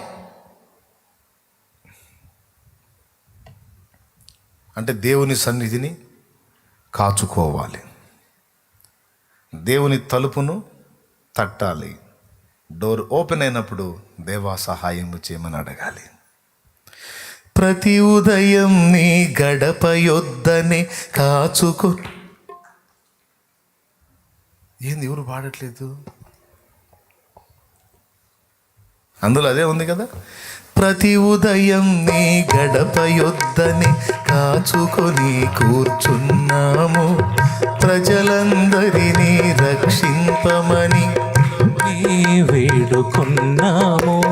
ప్రేమ కలిగిన యేసు దైవమా నీవే మాకు శరణం, ప్రేమ కలిగిన యేసు దైవమా నీవే మాకు శరణం, పాపుల కోసం చింది ఉన్నని రక్తమే మాకు అభయం, పాపుల కోసం చింది ఉన్నని రక్తమే మాకు అభయం. దేవా దర్శించుము, దేవా దీవించుము, దేవా దర్శించు మా దేశం, మా భారతదేశం, విజ్ఞాపనలు చేశాము మా దేశ ప్రజల కోసం. దేవునికి మహిమ, దేవునికి మహిమ. ఆ తబలా డెప్త్గా వినపడట్లేదు, అటు వినపడుతుందా? మీకు వినపడుతుందా? నాకు మోనట్లు లేదు, నీకు కూడా లేదా? తేలిపోతుంది తబలా, అసలు చూసుకో ఒకసారి. అంటే నీ వరకు పెట్టుకుంటే అట్ట మాకు చూడ అలాగా, మా వాదన కూడా కనిపెట్టు. పాయింట్కి వద్దాం. ఎక్కడికి వచ్చి ఆగాం? ఆ వరుస క్రమం, ఆయన సన్నిధిని వెతకాలి.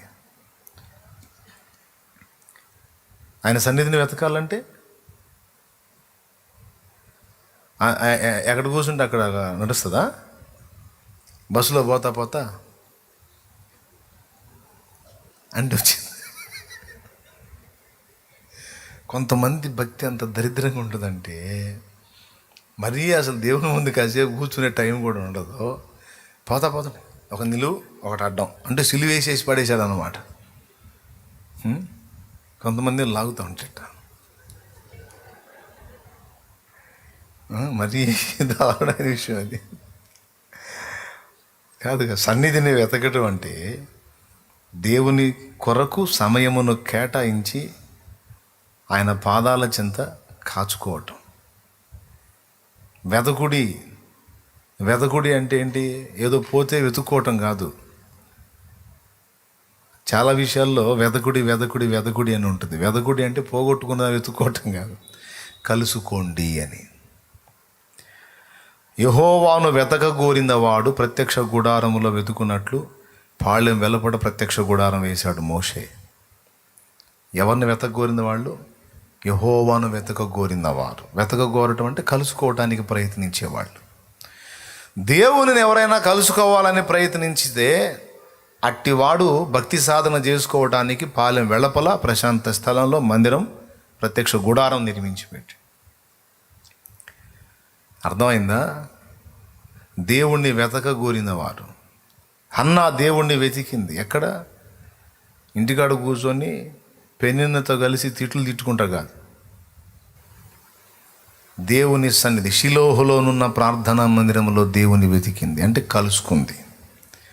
వెతకుట అంటే ఈ అర్థం కూడా ఉంటుంది, దేవుణ్ణి కలుసుకోగోరిన వాళ్ళు.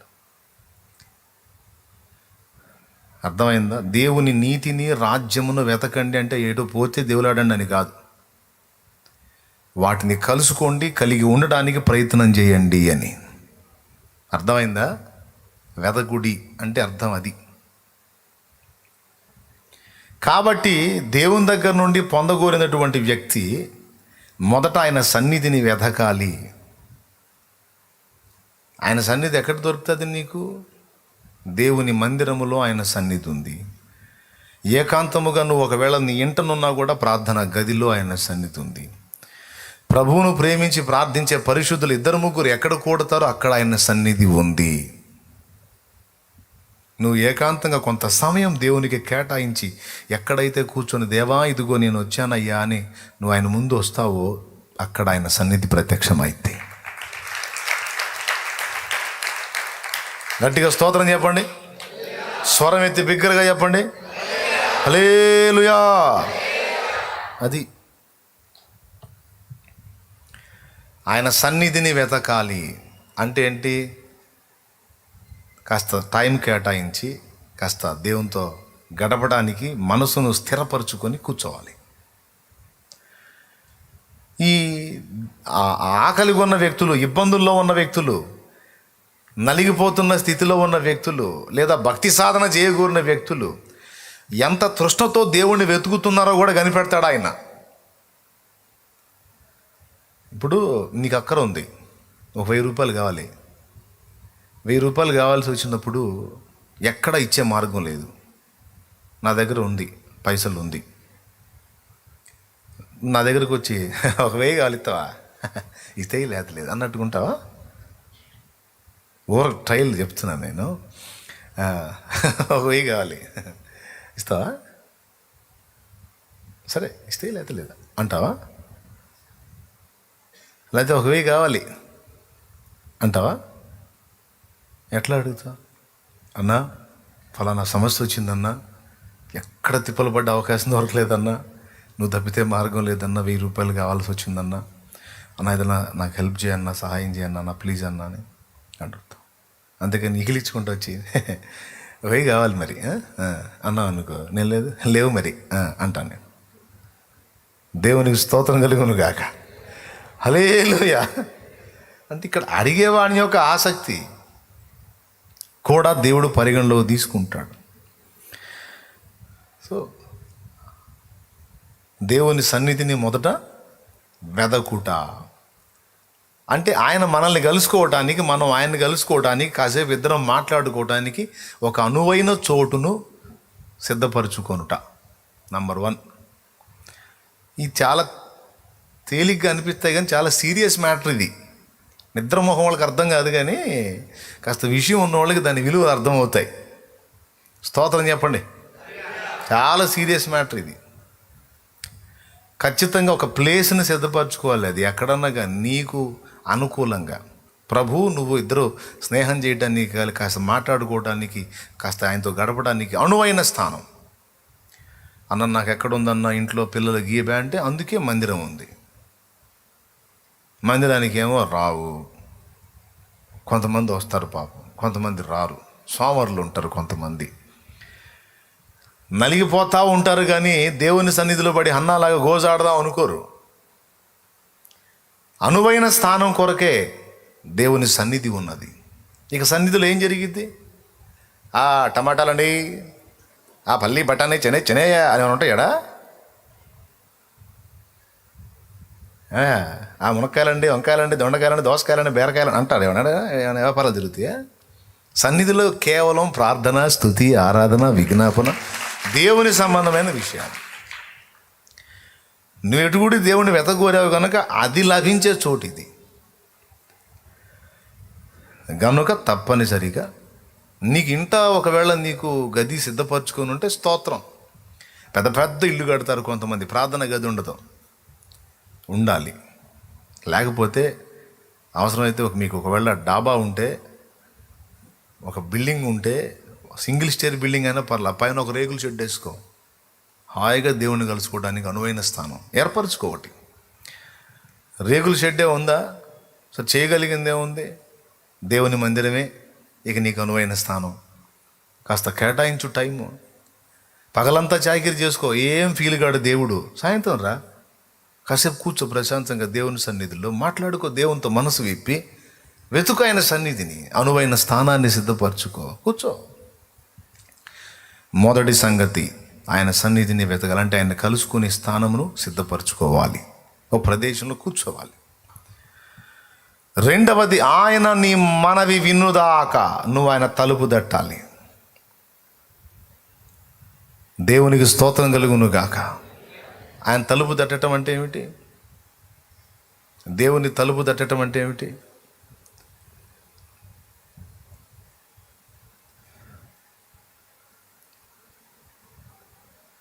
బయట ఉండి భిక్షగాడు డైరెక్ట్గా వచ్చి తలుపు తట్టి, ఇంటికాడ మెయిన్ గేట్ దగ్గర తలుపు తట్టి ధర్మం అంటాడా?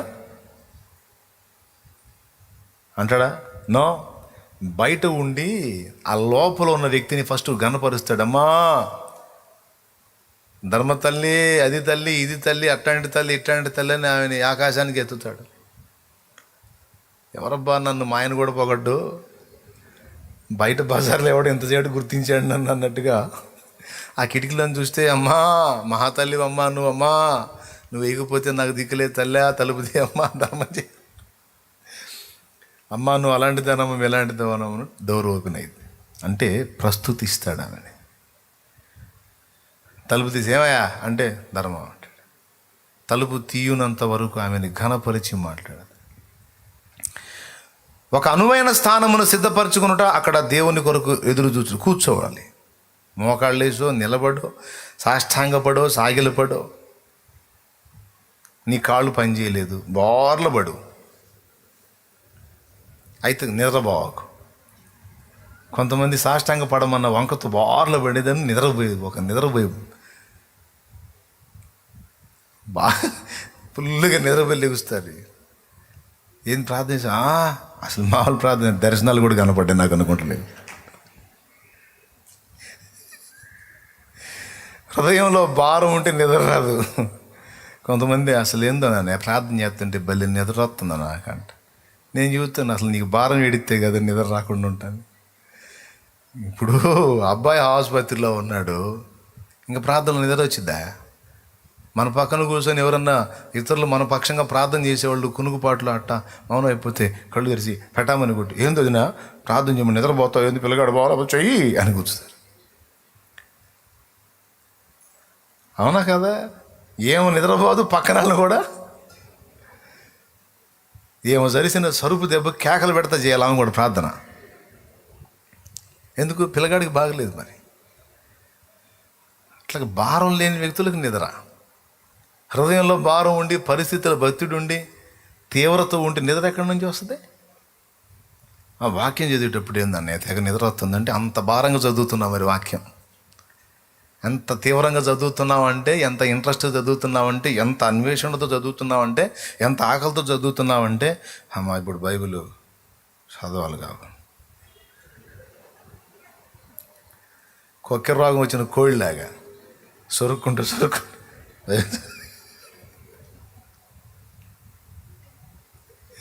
బైబిల్ చదువుతాను, తెగ నిద్ర వస్తున్నాను. నేను నవ్వుకుంటాను, నేను అంత భారం ఉంది కావాలి నీకు అని. దేవుని సంగతులు తెలుసుకోవాలన్న భారం, కసి, పట్టుదల, అన్వేషణ ఉంటే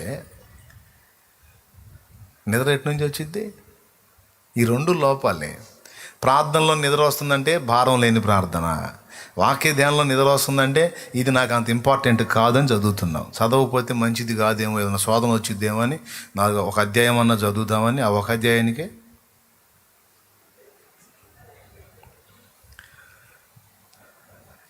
అదే నిజంగా దేవుని సత్యాలు తెలుసుకోవాలి, నాకు చాలా డౌట్స్ ఉన్నాయి, బైబిల్ని పరిశీలించాలి అని ఆరాటంతో చదువు. నిద్ర ఎట్టొచ్చుద్దో చూస్తాను నేను.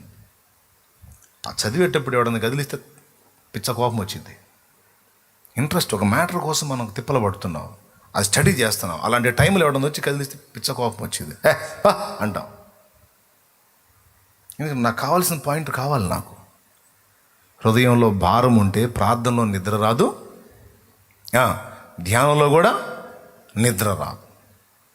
కాబట్టి అనువైన స్థానము చూచుకున్నట్టు అనేది మొదటి విషయము, దేవుని కలుసుకోవటానికి. రెండవది, దేవుడు మన కొరకు తలుపు తీయున్నట్లు ఆయనను ప్రస్తుతి చేయుట. దేవునికి మహిమ కలుగును గాక. కొర్నేలి, నీ ధర్మ కార్యములను నీ ప్రార్థనలు వినబడినవి. తలుపు తట్టారు. పద్మాసు ద్వీపమున యోహాను తట్టాడు, పరలోకపు తలుపు తెరవబడింది. యెహెజ్కేలు తట్టాడు, పరలోక తలుపు తెరవబడింది. యెషయా 6లో యెషయా తట్టాడు, అత్యున్నత సింహాసనమందు ఆసీనుడై ఉన్న వాని దర్శనము కలిగింది. తలుపు తీశాడు. అసలు నువ్వు ఎప్పుడెప్పుడు అందుబాటులోకి వస్తావని ఆయన కోటి ఆశలతో ఎదురు చూస్తూ ఉంటాడు. వచ్చి ఇక నువ్వు ప్రస్తుతించటం మొదలు పెడితే, ఆయనను కొనియాడటం మొదలు పెడితే ఇంకా ఆగుతాడా? ప్రభువు, నీ దీనదాసుడిని వచ్చానయ్యా. ఆకాశమందు నీవు తప్ప నాకెవరున్నారు యేసయ్యా, అంతరంగమెరిగిన నీవుగాక నా నాకెవరున్నారు యేసయ్యా, ఆకాశమందు నీవు తప్ప నాకెవరున్నారు యేసయ్యా, అంతరంగమెరిగిన నీవుగాక నాకెవరున్నారు యేసయ్యా, అయ్యా అయ్యా నా యేసయ్యా, అయ్యా అయ్యా నా యేసయ్యా, అయ్యా అయ్యా నా యేసయ్యా, అయ్యా అయ్యా నా యేసయ్యా, ఆకాశమందు నీవు తప్ప నాకెవరున్నారు యేసయ్యా, అంతరంగమెరిగిన నీవుగాక నాకెవరున్నారు యేసయ్యా. ఇప్పుడు బాగుగానే పెంచితివి కానీ కుడి కొంచెము తగ్గించుము. దేవునికి మహిమ కలుగును కాక. కూర్చొని అలాగ దేవునికి ఆర్తధ్వని చేస్తే ఆగుతాడా? ఉండగలుగుతాడా? ఇంకా నిన్ను వదిలిపెట్టి నీకు దూరంగా ఉండగలుగుతాడా? మోకాళ్ళు నిదిగో తండ్రి వచ్చానయ్యా. తృణమైన బంధాలు స్థిరములని నమ్మి, క్షణికమైన వాంఛలకు జీవితాన్ని అమ్మి, మోసపోతిని మూడునైతిని, విరిగి నలిగి నేదరి చేరితిని, విరిగి నలిగి నేదరి చేరితిని, అయ్యా అయ్యా నా యేసయ్యా, అయ్యా అయ్యా నా యేసయ్యా అని నువ్వు ఒక కేక వేస్తే బళ్ళు తెచ్చుకుంటా తలుపు ఓపెన్ చేసిస్తాడు. ఏమి నా కుమారుడా నీ బాధ అంట, ఏమి నా కుమారి ఎందుకు మా ఏడుస్తున్నావు, ఎందుకు ఏడుస్తున్నావు? దేవునికి హృదయం ఉందండి. ఆయన రాయి కాదు, కఠినాత్ముడు కాదు. ఆయన ఎంత హృదయం గలవాడో తెలుసా? మన కన్నుల వెంట నీరు వస్తే తట్టుకోలేడు. మన ఏడుపు చూసి కొంతమంది మనుషులకు హాస్యం, మన ఏడుపు చూసి కొంతమంది ఎగతాళి, మన ఏడుపు చూసి కొంతమంది వెటకారం. కానీ దేవుడు ఎప్పుడు అలా చేయడం. మన కన్నీరు, తన భక్తిపరుల కన్నీళ్ళు దేవుని హృదయాన్ని తాకుతాయి. హృదయం కదులుద్ది, ఆయన ఖచ్చితంగా స్పందిస్తాడు. ఆయన సన్నిధిని వెతుకుట కొరకు అనువైన స్థానమును దూచుకొనుట, మోకాళ్ళుని దేవునికి మన ప్రస్తుతిని తెలియజేయుట.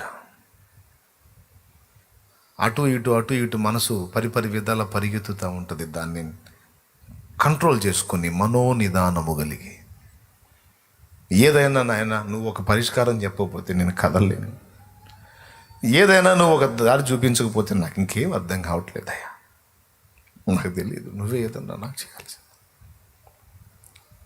నువ్వు రావాలి, ఇప్పుడు నాకు హెల్ప్ చేయాలి, నువ్వు మాట్లాడాలి. ఎందాక నీవు మధురాలవై ఉందు అని అన్నానంటే ఏముంది? నా హృదయమును సైన్యములకు అధిపతిగా యెహోవా దేవుని సన్నిధిని కొమ్మరించుకుంటున్నానయ్యా. తాగి మధురాలనే కాదయ్యా, గర్భఫలం కోసం నేను పడుతున్న ఆవేదన నీకు అలా అనిపించింది. కానీ మూలుగులయ్యా, నా ఈ మూలుగులు అంది. ఆమె మూలుగుతూ ఉన్నప్పుడు మత్తురాలై మూలుగుతుంది అనుకున్నాడు. ఆత్మవశురాలై దేవుణ్ణి అలా సాధించిందిగా. కన్నా ప్రేమను ఇమ్మని సోదరి హన్న విన్నవించగా దేవుని, కన్నా ప్రేమను ఇమ్మని సోదరి హన్న విన్నవించగా దేవుని, అన్ని ఎరిగిన తండ్రి అన్నాను దీవింప, అన్ని ఎరిగిన తండ్రి అన్నాను దీవింప, వన్నెకెక్కిన కొడుకు చెన్నుగా నొందినా, కరుణ పీఠము చేరరే దేవుని కృప చరణాస్థలిని చేరరే, కరుణ పీఠము చేరరే దేవుని కృప చరణాస్థలిని చేరరే, పరలోక జనకుని వరములు లభించు, పరలోక జనకుని వరములు లభించు, కరుణామవు ప్రార్థనలు కరములు జోడించి, కరుణ పీఠము చేరరే దేవుని కృప చరణాస్థలిని చేరరే.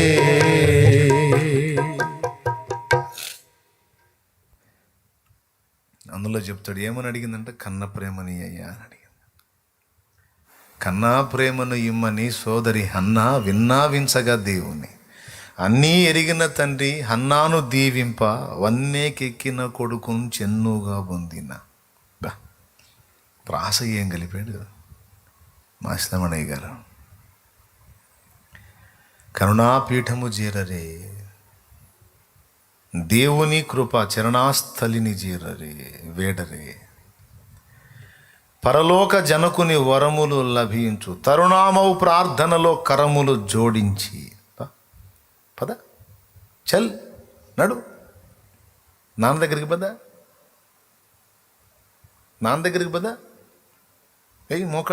మోకాళ్ళలో సత్తు ఉంటే చేతులు జోడించు, పిలువు తండ్రిని, తట్టు తలుపు, కన్నీళ్లతో తట్టు, హృదయ వేదనతో తట్టు, విజ్ఞాపన స్తుతి ఆరాధనతో తట్టు. బొండవేయబడి బిగించబడి చెరసాల్లో ఖైదు చేయబడి కదలలేక మెదలలేక ఉన్న స్థితిలో చూసి ఒళ్ళంతా గాయాలు, బాధ, ఏం చేయాలా? పరలోక తండ్రి తలుపు తట్టారు. ఆ చెరసాల గదే అనువైన స్థానం, ఆ రాత్రి ఆ నిశీధి వేళయే అనువైన స్థానం, అనువైన సమయం. చెరసాల గదే అనువైన స్థానం. తట్టడం మొదలుపెట్టారు. ఎట్లా? స్తుతించుచు స్తుతి మొదలుపెట్టారు. ఆ స్తుతి ఆరాధన అక్కడికి చేరింది. చేరిగా ఆ తండ్రి స్పందిస్తే చెరసాల పునాదులకు మహాభూకంపం వచ్చి తలుపులన్నీ ఊడిపోయి ఆ పునాదులతో సహా కదిలిపోయిందట. లేఖనంలో ఉంది, అబద్ధం కాదుగా. వాళ్ళిద్దరూ బొండ వేయబడి కదలని స్థితిలో పౌలు శీలలు చెరసాల గదిలో స్తుతించటం మొదలుపెట్టి కీర్తిస్తూ ఉంటే ఒళ్ళంతా పచ్చడైనట్టు తన్నులు తిని వీళ్ళేంట్రా ఇట్లా పాడుతున్నారని మిగిలిన ఖైదీలు వినుచున్నారు. విచిత్రం చెప్పనా?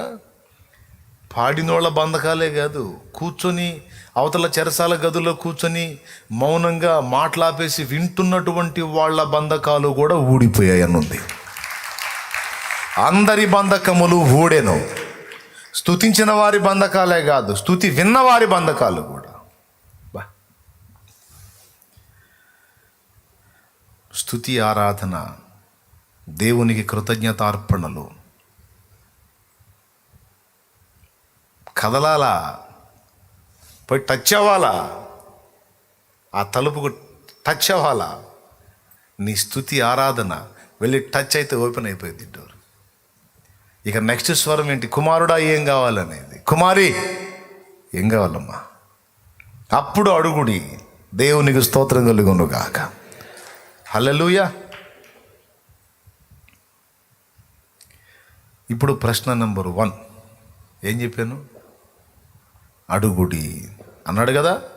అడుగుట యొక్క అవసరత. అడిగే విధానం. ఎందుకు అడగాలి?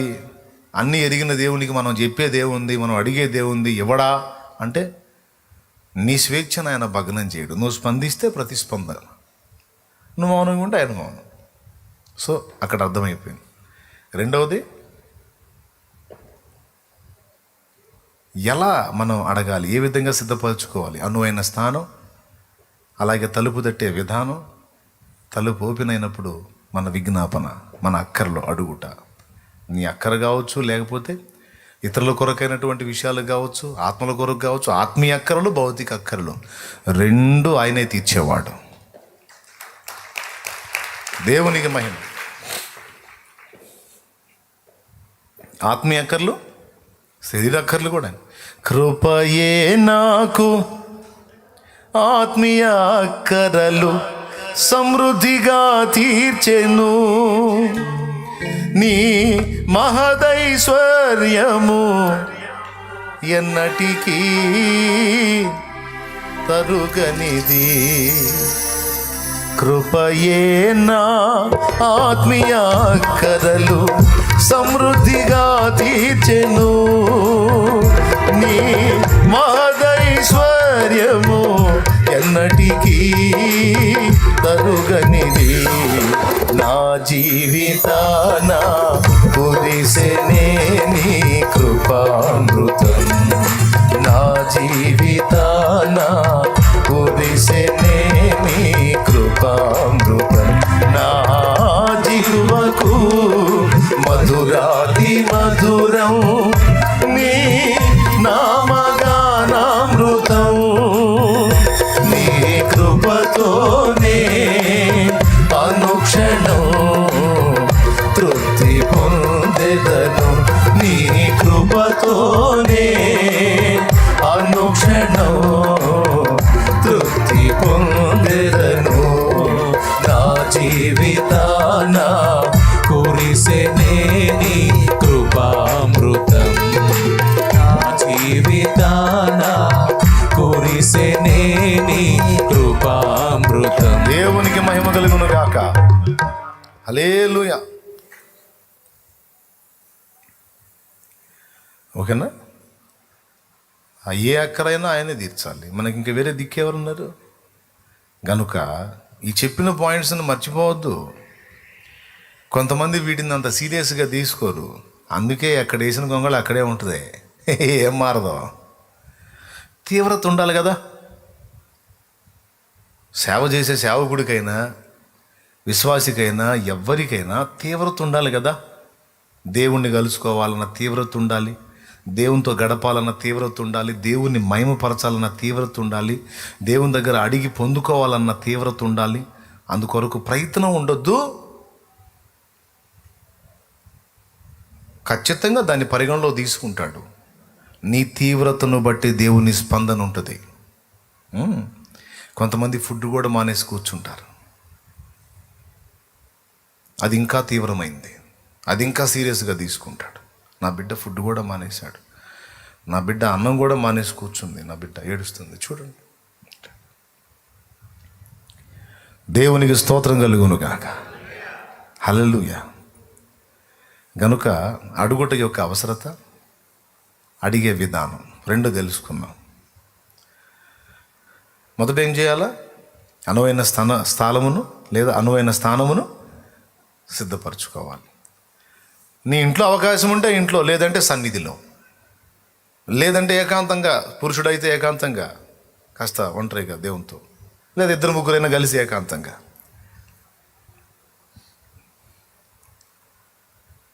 రెండవది, స్తుతి ఆరాధనతో దేవుని తలుపు తట్టుట, ఆయన ప్రస్తుతించుట, మహిమపరచుట, ఆయన మేలులన్నీ తలపోసి కృతజ్ఞతలు చెప్పుట. ఎన్నోసార్లు నాకు అన్నం పెట్టావు తల్లి, ధర్మ తల్లివమ్మా, అమ్మా ధర్మం చేయి తల్లి, నువ్వు ఎన్నోసార్లు నాకు కడుపు నింపావమ్మా, ఎన్నోసార్లు నాకు ఉపకారం చేసావమ్మా అని దీనంగా ఒక భిక్షగాడు రోడ్డు మీద ఉండి అడుగుతున్నప్పుడు యజమానురాలు ఖచ్చితంగా తలుపు తీస్తుంది. ఎందుకంటే వీడు గతంలో ఆమె చేసిన హెల్ప్ గుర్తు చేశాడు. అంటే అర్థం ఏంటి? నువ్వు నాకు చేసిన మేలు నేను మర్చిపోలేదు, నా గుండెల్లో ఉన్నాయి, జ్ఞాపకాలుగా ఉన్నాయి, ఈవేళ కూడా నాకు ఆకలి అవుతుంది, హెల్ప్ చేయ. అది చూస్తాడు. ఏ స్థితిలో ఉన్నప్పుడు దేవుడు మనకి ఎన్ని రకాలుగా ఆదుకున్నాడో, ఎన్ని రకాలుగా సహాయపడ్డాడో అవన్నీ తలపోసి దేవునికి గుర్తు చేసి, దేవా నా గతి ఏంటో నాకు తెలుసు ప్రభా, ఏ స్థితిలో నుంచి నువ్వు నన్ను తీసుకొచ్చావు తెలుసు తండ్రి, ఎన్నో ఆదుకున్నావు, ఎన్నెన్నో ఉపకారాలు చేసావు, ఎన్నో మేలులు చేసావు తండ్రి, నాకు గుర్తున్నాయి తండ్రి, నీకు స్తోత్రం అని ఆయన కార్యాలు తలపోసి ప్రస్తుతిస్తూ ఉంటే, ఇన్ని కార్యాలు గుర్తుపెట్టుకున్న నా బిడ్డ ఇప్పుడేదో అక్కర కలిగి ఉన్నాడు, ఇప్పుడు కూడా నేను హెల్ప్ చేస్తాను, ఇది కూడా గుర్తుపెట్టుకుంటాడు. దేవునికి మహిమ. ప్రస్తుతించి ఆయనను సంధించాలి. ఆయన మేలులన్నీ జ్ఞాపకంలో ఉన్నాయనడానికి గుర్తుగా మనం ఆ విషయాలు ఆయనకి అందించాలి. గుర్తు పెట్టుకోవాలి, మనం గుర్తు చేసుకోవాలి వెళ్ళి కూర్చొని దేవునితో. అదే ఇప్పుడు పెద్ద డేంజర్ అయిపోయింది అందరికీ. ఆ జ్ఞాపకాలు పోతున్నాయి. దేవుడు వరుసగా చేస్తూ వచ్చిన కార్యాలన్నీ మర్చిపోయి ఎక్కడో మొదలుపెట్టి ఎక్కడో ముగిసిపోతుంది చరిత్ర. అది వెరీ డేంజర్ అండి. గతం మర్చిపోవటం, దేవుని మేలులు మర్చిపోవటం అనేది కొంప ముంచేటువంటి లక్షణం. అది ఎప్పుడు జరగకూడదు. కొన్నిసార్లు దేవుడే మన జ్ఞాపకాల్లో తెస్తాడు. కొన్ని మన కళ్ళ ముందుకు తీసుకొచ్చి, ఒకప్పుడు నువ్వు ఈ స్థితిలో ఉన్నావు గుర్తు చేసుకో, ఒకప్పుడు నువ్వు ఇలా ఉన్నావు గుర్తు చేసుకో, ఒకప్పుడు నువ్వు ఇలా ఉన్నావు, ఒకప్పుడు ఇలా ఉన్నావు గుర్తు చేసుకో, ఇప్పుడు నేను ఇలా చేశాను నిన్ను. నువ్వు ఆ స్థితిలో ఉన్నప్పుడు ఎలా ఉన్నావు, ఇప్పుడు కూడా అలానే ఉండాలి. నువ్వు తేడా పడుతున్నావు, నువ్వు మార్పు చెందావు, నువ్వు వేరే రకంగా వస్తున్నావు, నువ్వు సరిదిద్దుకోనైనా సరి చేసుకోనైనా అని దేవుడు మౌనంగా నీతో మాట్లాడుతూ ఉంటాడు. ఆయన కొన్ని సన్నివేశాలు నీ ముందుకు రప్పించి, కనీసం అప్పుడన్నా మన కళ్ళు వెలగాలి. జ్ఞాపకం ఎప్పుడు మిస్ కాకూడదు.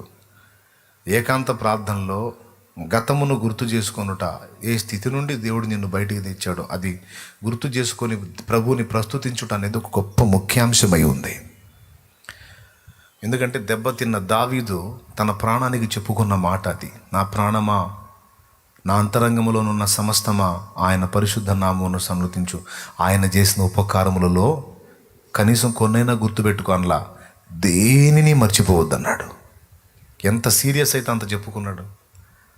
ఆయన చేసిన ఉపకారాల్లో దేనిని మర్చిపోవద్దన్నాడు. ఎంతమంది గుర్తున్నాయి దేవుని ఉపకారాలు?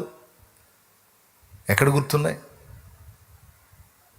ఆ గుర్తు పోయినందుననే మనం విచ్చలవిడిగా ప్రవర్తిస్తున్నాం, వెర్రిమొర్రి వేషాలన్నీ వేస్తున్నాం. ఆ గ్రహింపు మనకు ఉన్నంత వరకు అడుగులు జారో, దేవుని అందలి ప్రేమ, భయము, భక్తి మొత్తం నిలిచుంటాయి. ఏది గుర్తున్నప్పుడు? మన గత స్థితి. అది చాలా ముఖ్యమండి. దీని మీద ఒక ఎగ్జాంపుల్ చాలా నాళ్ళ క్రితం చెప్పా. ఓ ధనవంతుడు ఉంటాడు. ఆ ధనవంతుడికి ఒక కొడుకు ఉంటాడు. వాడు చాలా చక్కగా ఉంటాడు, చాలా డిగ్నిటీగా, మంచి వస్త్రాలు, హైపైగా ఉంటాడు. ఓ రోజు ఓ ప్రదేశంలో కారు ఆగిద్ది. తండ్రి కొడుకు ఇద్దరు కారులో ఉంటారు, కాస్ట్లీ కారు ఆగిద్ది. అయితే అక్కడ సమీపంలో చెత్త కుప్ప ఉంటుంది. ఆ చెత్త కుప్ప దగ్గర ఒక చిన్న పిల్లాడు ఉంటాడు, ఒక చిన్న పిల్లగాడు. వాడు భిక్షం ఎత్తుకునే పిల్లవాడు. ఈ అబ్బాయి మరి ఒక కారణం చేత కారు దిగుతాడు. బహుశా ట్రాఫిక్ బ్రేక్ అయిన కారణం చేత ఏం జరుగుతుంది చూడటానికి సంథింగ్ దిగుతాడు. మంచి కాస్ట్లీ డ్రెస్ తన ఒంటి మీద. ఆ చెత్త కుప్ప దగ్గర ఉండే ఆ పిల్లవాడు ఇతని దగ్గరికి వస్తాడు. ఇతను హైట్ గీట్ ఉంటాడు, మంచి ఖరీదైన బట్టలు. వాడేం చేశాడంటే ఆ చెత్త కుప్ప దగ్గర ఆ ఏరుకుంటున్న స్థితిలో ఉన్నాడు కదా, ఆ చేతులతో ఈయన కోటు పట్టుకుంటాడు. కోటు పట్టుకొని కోటు లాగి పిలుస్తూ ఉంటాడు. ఆ ట్రాఫిక్లో వాళ్ళందరినీ గమనిస్తా ఈ టెన్షన్లో ఉంటాడు ఇతను. పిలుస్తూ ఉంటాడు, వినిపించుకోడు. ఆ కోటు పట్టుకొని లాగుతాడు, ఎందుకంటే ధర్మం చేయమని. ఆ కోటు పట్టుకొని గట్టిగా 2-3 సార్లు లాగేసరికి చూస్తాడు, చూడగానే వాడి చేతులు చాపుతాడు, అలా పెట్టి కొడతాడు. వాడు పోయి అవతల పడతాడు. చంపేస్తావు కదవా, ఎవడను నా కోటు పట్టుకుంటావు అని ఆ కోటును దులిపేసుకుంటాడు. ఇక ఆడు పిల్లగాడు గడగడలాడుతా ఆ పడ్డ దగ్గర నుంచి చిన్నగా లేచి అవతలికి వెళ్ళిపోతాడు. కారులో ఉండి తండ్రి చూస్తుంటాడు. తండ్రి అనుకుంటాడు ఆ చిన్న పిల్లవాడిని చూసి తన కొడుకు కనికరించి ఏదైనా దానం చేస్తాడేమో అని. దానం చేయకపోగా కోటు పట్టుకున్నాడని లాగి పఠామని కొట్టేసరికి ఆ చిన్నోడు అవతల పడతాడు. తర్వాత ఆ ట్రాఫిక్ ఏదో క్లియర్ అయింది, కారుకి వెళ్ళిపోతాడు. తండ్రి అప్పుడు ఏం మాట్లాడు, మౌనం కూర్చుంటాడు, బాధపడతాడు, కన్నీళ్ళు తిరుగుతాడు. తన కొడుకు కాఠిన్యానికి గాయపడిపోతాడు. ఇంటికి వెళ్ళిన తర్వాత, నాన్న నీకు చాలా రోజుల నుంచి ఇవ్వాలనుకుంటున్నాను, నీ కొరకు ఒక విలువైనది దాచిపెట్టాను, అది నీకు ఇస్తాను నాన్న, అది నువ్వు స్వీకరించాలి అంటాడు. తప్పకుండా డాడీ, తప్పకుండా ఇవ్వండి, మీరు నాకు ఇస్తున్నారంటే అది ఏదో చాలా ఖరీదైందై ఉంటుంది అని కొడుకు అంటాడు.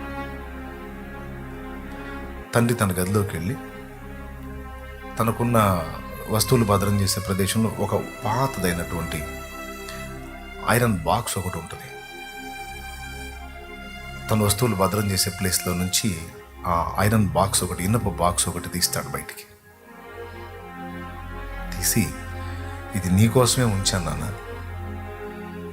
ఇది నీకు చాలా మేలు చేస్తుంది, ఇది నీ దగ్గర పెట్టుకో, ఎప్పటికీ నీ దగ్గర పెట్టుకో, ఇది నీకు నా గిఫ్ట్ అని ఇస్తాడు. పెద్ద ధనవంతుడు తండ్రి, అంత ధనవంతుడు గిఫ్ట్ ఇచ్చాడంటే ఇంక అది ఏ వజ్ర వైడూర్యాలు అయి ఉండొచ్చు, కొడుకు కోసం దాచిపెట్టినాయి. సంతోషపడి, డాడీ తీసి చూసేదా అంటాడు.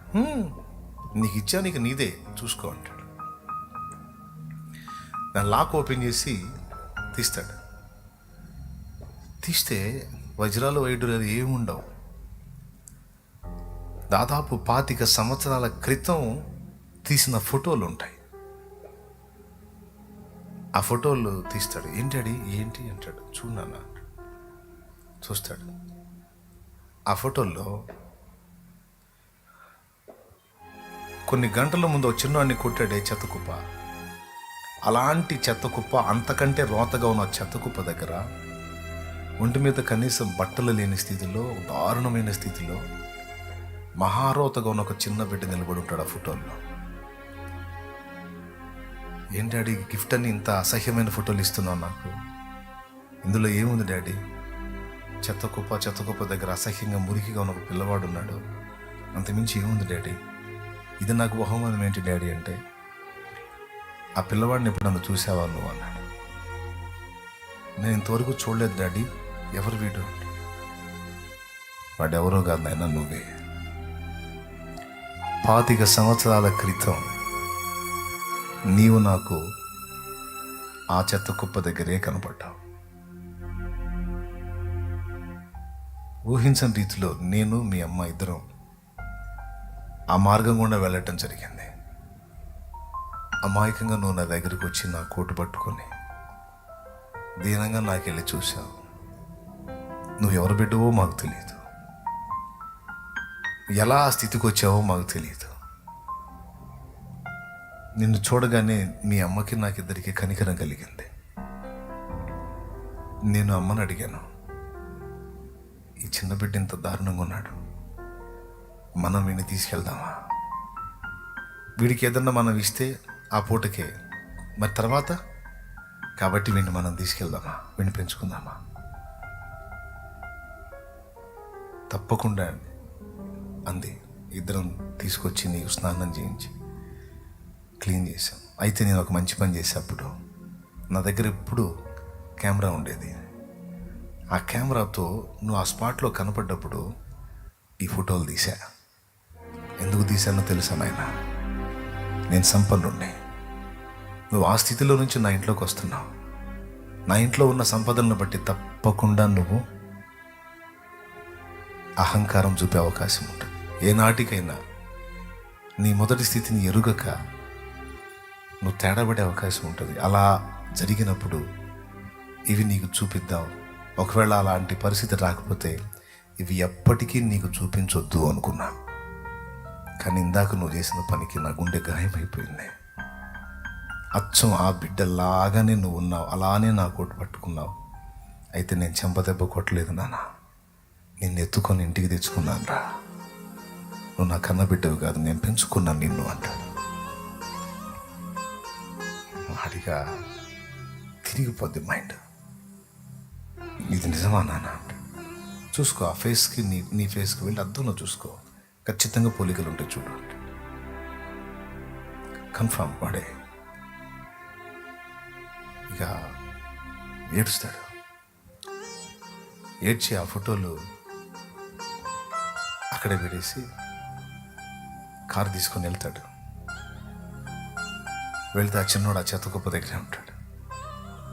వాడి దగ్గరికి వెళ్ళి వాడి చేతులు పిలుస్తాడు. భయపడి వెనక్కి వెళ్తా ఉంటే పరిగెత్తుకుంటే పట్టుకొని ఏడుస్తాడు. నన్ను క్షమించరా, నన్ను క్షమించు,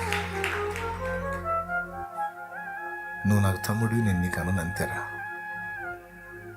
25 ఏళ్ల క్రితం నా గతిది, ప్రస్తుతం నీ పరిస్థితి ఇది. కానీ నాకు నా ఫస్ట్ స్థాయి నాకు తెలియలేదురా.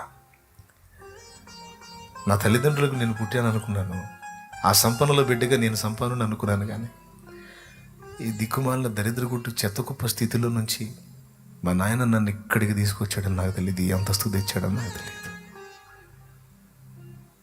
నేను చాలా తేడాపడ్డానని పశ్చాత్తాపతుడై విరిగి నలిగిన మనసు కలిగి ఆ చిన్నాడిని తీసుకెళ్ళి శుభ్రం చేసుకొని ఆయన తీసుకొని ఇంటికి వెళ్తాడు.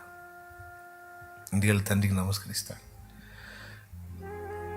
నేను ఇలాంటి స్థితిలో ఉన్నవాడినైనా నన్ను చేరదీసి ఏనాడు కూడా నేను నీ సంబంధిని కాదు అన్నట్టు ఎప్పుడూ ప్రవర్తించకుండా నన్ను కన్నా బిడ్డ కంటే ఎక్కువ చూసినావు. నిన్నేమని పిలవాలి నాయనా?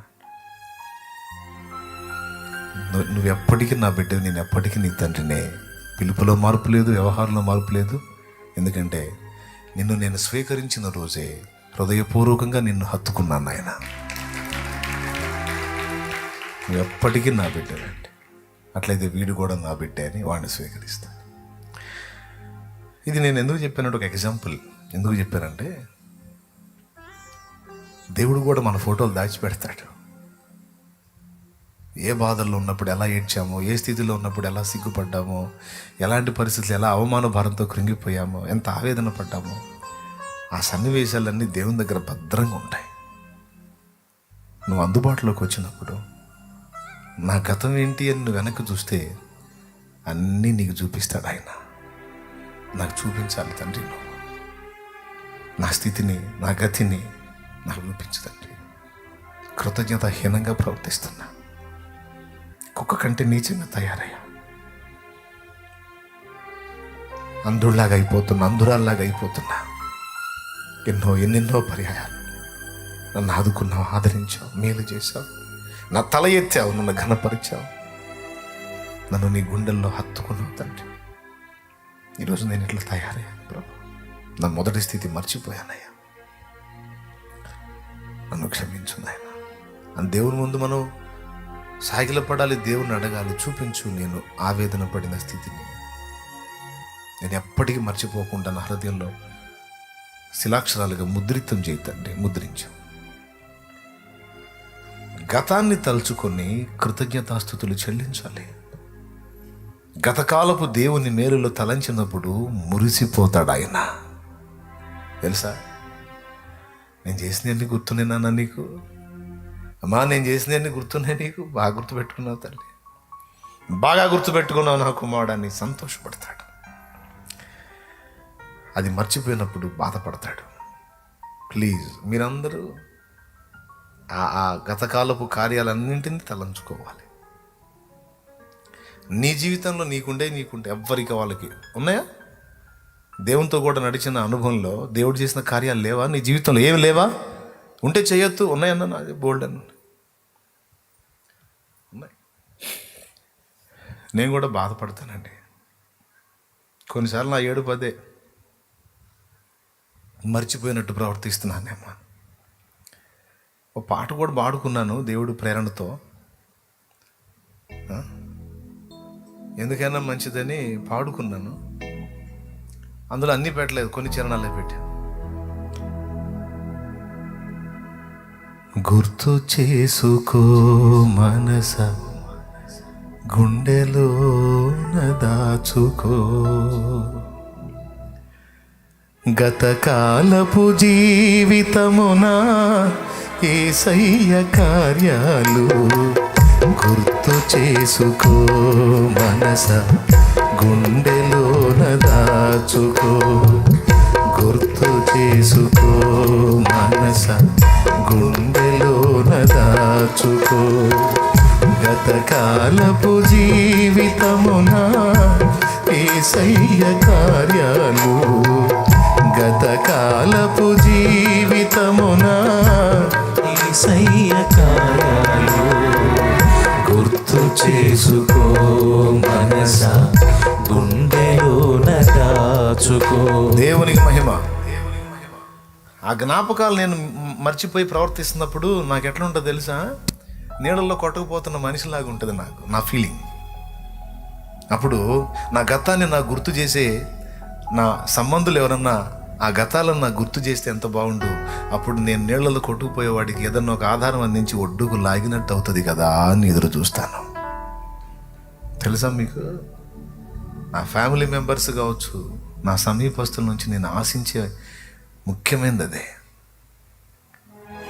ఎక్కడన్నా నేను అవి మర్చిపోయే అవకాశం ఉంటే ఆ మొదటి స్థితిని ఎప్పటికప్పుడు నా తలంపుల్లోకి తీసుకొచ్చే వ్యక్తులు నాతో కూడా ఉంటే ఎంత బాగుండు అనిపిస్తుంది. తెలుసా మీకు, కొన్నిసార్లు కొన్ని సన్నివేశాలు దేవుడు నా ముందు తెస్తాడు. తెచ్చి ఇదిగో ఇట్లా నువ్వు ఉన్నావు కదా, ఒకప్పుడు ఇట్లా నువ్వు చేసావు కదా, ఇట్లా నువ్వు ఉన్నావు కదా, ఇప్పుడు నీ స్థితి మారింది. అలాంటి సన్నివేశాలు, నేను ఆ స్థితిలో ఉన్న ఘట్టాలు నా కళ్ళ ముందుకు వచ్చినప్పుడు నా హృదయం కదిలిద్ది. దేవా, నన్ను నువ్వు ఇలా చేసావు తండ్రి. పక్కన వాళ్ళతో చెప్తాను నేను, ఒరే అజయ్ ఇట్లా ఉందిరా, అప్పుడు నా పరిస్థితి ఇలా ఉందిరా, ఒరే ఇట్లా అబ్బాయి అని పక్కన వాళ్ళకి వెంటనే చెప్పేస్తాను నేను. ఎందుకంటే వాళ్ళు మళ్ళీ నాకు అవి గుర్తు చేయాలని. నా కుటుంబ సభ్యులు, ముఖ్యంగా అమ్మతో నాన్నతో. నేను చిత్రం ఏంటంటే, మా నాన్న ఎందుకు ఎక్కువ లైక్ చేస్తానంటే, మా నాన్న నేను ఆయన కూర్చొని మాట్లాడుకున్నప్పుడు ఎక్కువ గతాన్ని తీసుకొస్తుంటాడు. ఆయన ఏ స్థితి నుంచి దేవుడు తీసుకొచ్చాడో, ఎలాంటి గతిలో నుంచి దేవుడు ఎత్తిపట్టాడో, నేను ఎన్నిసార్లు వెళ్ళి కూర్చున్నా ఆయన వాటిని జ్ఞాపకంలో తీసుకొస్తాడు నాన్న. అందుకు మా నాయన అంటే స్పెషల్ అభిమానం. మర్చిపోడు, ఖచ్చితంగా పాయింట్ ఎత్తుతాడు. ఎక్కడి నుంచి అక్కడికి తీసుకొచ్చాడయ్యా యేసయ్య మనల్ని అంటాడు. ఆశ్చర్యకరుడయ్యా, ఎక్కడి నుంచి అక్కడికి తెచ్చాడు. ఏంటి మనకు ఆయన ఇచ్చిన కృప. ఆ మాట కోసం పోయి కూర్చుంటా, ఆ ఒక్క మాట అందిద్ది నాకు. తిన్నావా నాన్న అంట. తిన్నానా, ఇప్పుడు సరేనా, వెళ్తున్నా, సేవకి వెళ్ళాలి, పద అంట.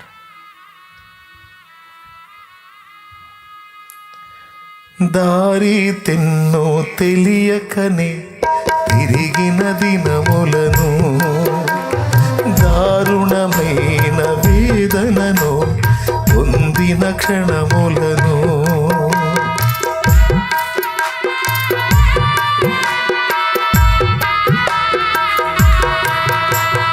దారి తెన్నో తెలియకనే తిరిగిన దినములను, దారుణమైన వేదనను పొందిన క్షణములను,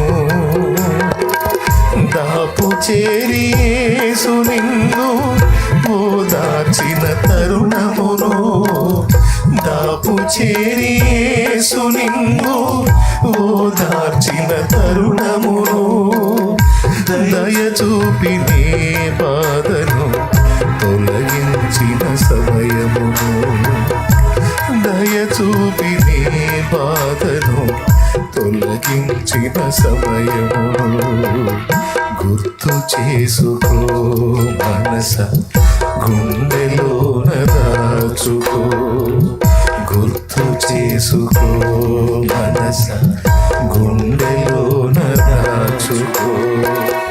గతకాలపు జీవితమున యేసయ్య కార్యాలు, గతకాలపు జీవితమున యేసయ్య కార్యాలు గుర్తు చేసుకో మనస, గుండెలోన దాచుకో. ప్రస్తుత సమస్యను బట్టి నువ్వు దేవుని ముందుకెళితే, నువ్వు దేవుని ముందుకెళ్ళి కూర్చున్నప్పుడు ఫస్ట్ గుర్తు చేసుకోవాల్సింది ప్రస్తుత సమస్యను కాదు. ఎందుకంటే గడ్డువి నువ్వు ఎదుర్కొన్నప్పుడు నాన్న ఎంత ప్రేమించి నిన్ను హత్తుకుని దరిచేర్చాడో తండ్రి, అది నువ్వు గుర్తుపెట్టుకోవాలా, అది గుర్తు చేసుకోవాలా. ఇప్పుడు నువ్వు చేయలేదు, కష్టం వచ్చింది అని నిన్ను సనగను తండ్రి. ఎందుకంటే ఇంతకంటే జటిలమైన వెన్నింటి నుంచో నన్ను కాపాడుకుంటూ వచ్చావు నువ్వే. నీకు స్తోత్రం. ఆ మేలులన్నిటిని బట్టి నీ కృతజ్ఞతలు ప్రభు, ఆ స్తోత్రాలు ప్రభు. అని మనసారా ఆయన మహింపరచుకోవచ్చు. ఈ చర్య ద్వారా ఆయన ద్వారమును తడతాం. ఖచ్చితంగా ఆయన నీతో సంప్రదిస్తాడు, నీతో మాట్లాడతాడు. నా కుమారుడా నీకేం కావాలి అంటాడు, నా కుమారి నీకేం కావాలి అడుగు, అప్పుడు అడగాలి. ఇక ఈ మొదటి పాయింట్ ముగిస్తాను. ఇంకా రెండో పాయింట్ ఉంది. మనం అడిగినప్పుడు దేవుని సమాధానం ఏంటి, ఎలా ఉంటుంది అనేది ఆ కింది మాటల్లో చెప్పాడు. మీరు ఇంటికి వెళ్ళి ధ్యానించండి. మరి ప్రస్తుతం ముగించమంటారు. ఆ ఒక్క పాయింట్ చెప్పేదా? సింపుల్ అయిపోయింది. చెప్తాను, మిమ్మల్ని ఇబ్బంది పెట్టదలుచుకోలేదు. ఒక్కసారి ఆ లైన్ మళ్ళీ కింద చదవండి. మీలో ఏ మనుషుడైనను తన కుమారుడు తన రొట్టెను అడిగిన ఎడల వానికి రాతినిచ్చునా, చేపను అడిగిన ఎడల పామునిచ్చునా? మీరు చెడ్డవారయుండియు మీ పిల్లలకు మంచి ఈవులనియ్యనెరిగి ఉండగా పరలోకమందున మీ తండ్రి తన్ను అడుగు వారికి అంతకంటే ఎంతో నిశ్చయంగా మంచి ఈవులనిచ్చును. దేవునికి స్తోత్రం కలుగును గాక. రొట్టెను అడిగితే రాతిని ఇస్తారా మీరు? చేపను అడిగితే పాముని ఇస్తారా? ఇవ్వరు కదా. మీరు చెడ్డవారై ఉండి మీ పిల్లలకు మంచి ఇవ్వాలనుకున్నప్పుడు మీ పరలోకపు తండ్రి మరి మీకంటే శ్రేష్ఠుడు కదా. ఈ ఒక్క పాయింట్ని మనం ఎప్పుడూ మర్చిపోకుండా ఇది కూడా మైండ్లో పెట్టుకోవాలి. ఇక్కడ ఒక మెలిక ఉంది, అందుకని చెప్తున్నా. ఏంటంటే కొన్నిసార్లు మనం రొట్టెని అడగబోయి రాతిని అడుగుతాం. అర్థమైందా? చేపను అడగబోయి పామును అడుగుతాం. అప్పుడు రిజల్ట్ రాదు, మనకు తెలియదు. నేను అడిగాను, నాకు ఆన్సర్ లేదు. ఎందుకని ప్రభా అంటే ఆయన చెప్తున్నాడు, మీరు చెడ్డవారై ఉండి కూడా మీ పిల్లలు అడిగితే వాళ్ళు అడిగిన దాన్ని అడిగినట్టు మంచిదైన ప్రతిదీ మీరు ఇస్తారే, మరి మీ తండ్రిని నేను ఇంకా మీకంటే శ్రేష్ఠుణ్ణి కదా. కానీ మీరు అడుగుతున్నారు, కానీ అవి మీరు రొట్టెకు బదులు రాతిని, చేపకు బదులు పాముని అడుగుతున్నారు. నేను ఎలా ఉత్తరం ఇవ్వాలి? అడగవలసినవేవో అడగట్లా, అడగకూడనివి నా ముందుకు వచ్చి నువ్వు అడుగుతున్నావు. ఏం చెప్పమంటావు? నీకు సమాధానం ఏమి ఇవ్వమంటావు? జవాబు నీకేది ఇవ్వాలో నాకు తెలుసు.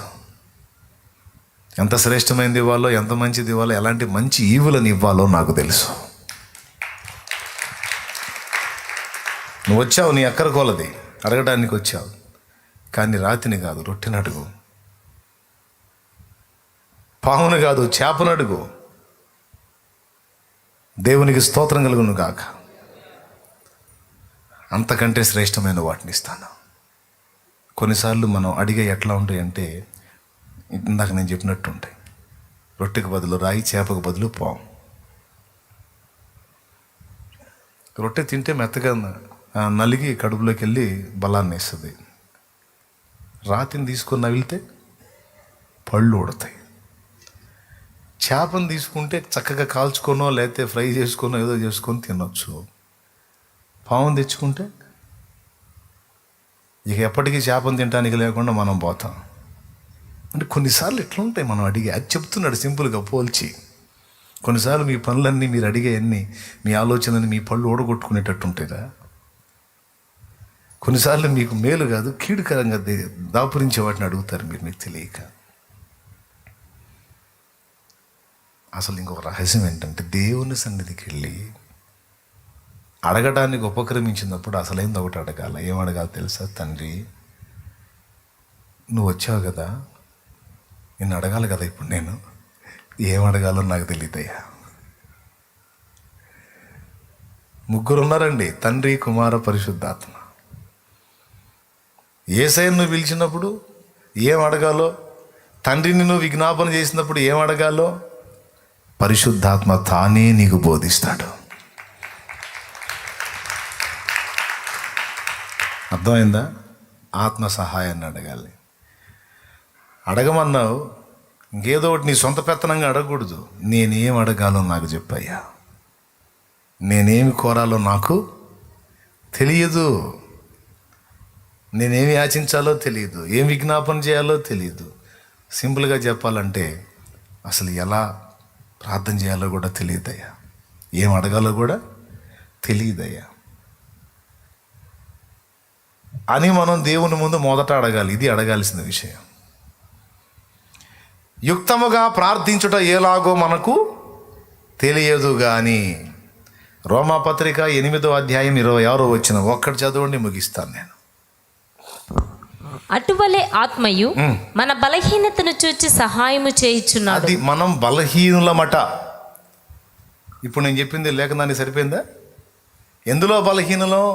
అడుగుటలో బలహీనులం. అడగాల్సినవి అడగం, పళ్ళు రాళ్ళగొట్టుకుని ప్రాణం మీదకి తెచ్చుకుని అడుగుతాం. స్తోత్రం చెప్పండి. అది మన బలహీనత. హలో, స్తోత్రం చెప్పండి, గట్టిగా చెప్పండి ఇంకోసారి.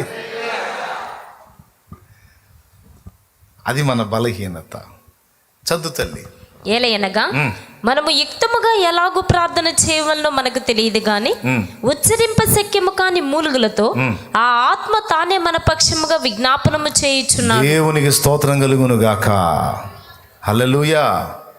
నిజంగా మనం దేవునికి అందుబాటులోకి వెళ్ళి పరిశుద్ధాత్మ సహాయాన్ని అర్థిస్తే, నేను అడగవలసినవేవో నాకు తెలియదు కనుక ఆత్మ నా యందు నీవే ఉండి తండ్రిని అడుగు అనిగా నువ్వు ఆయన్ని ఆహ్వానించగలిగితే, ఇక నువ్వేమేమి అడగాలో మొత్తం నీలో ఉండి ఆత్మ తాను అడుగుతాడు.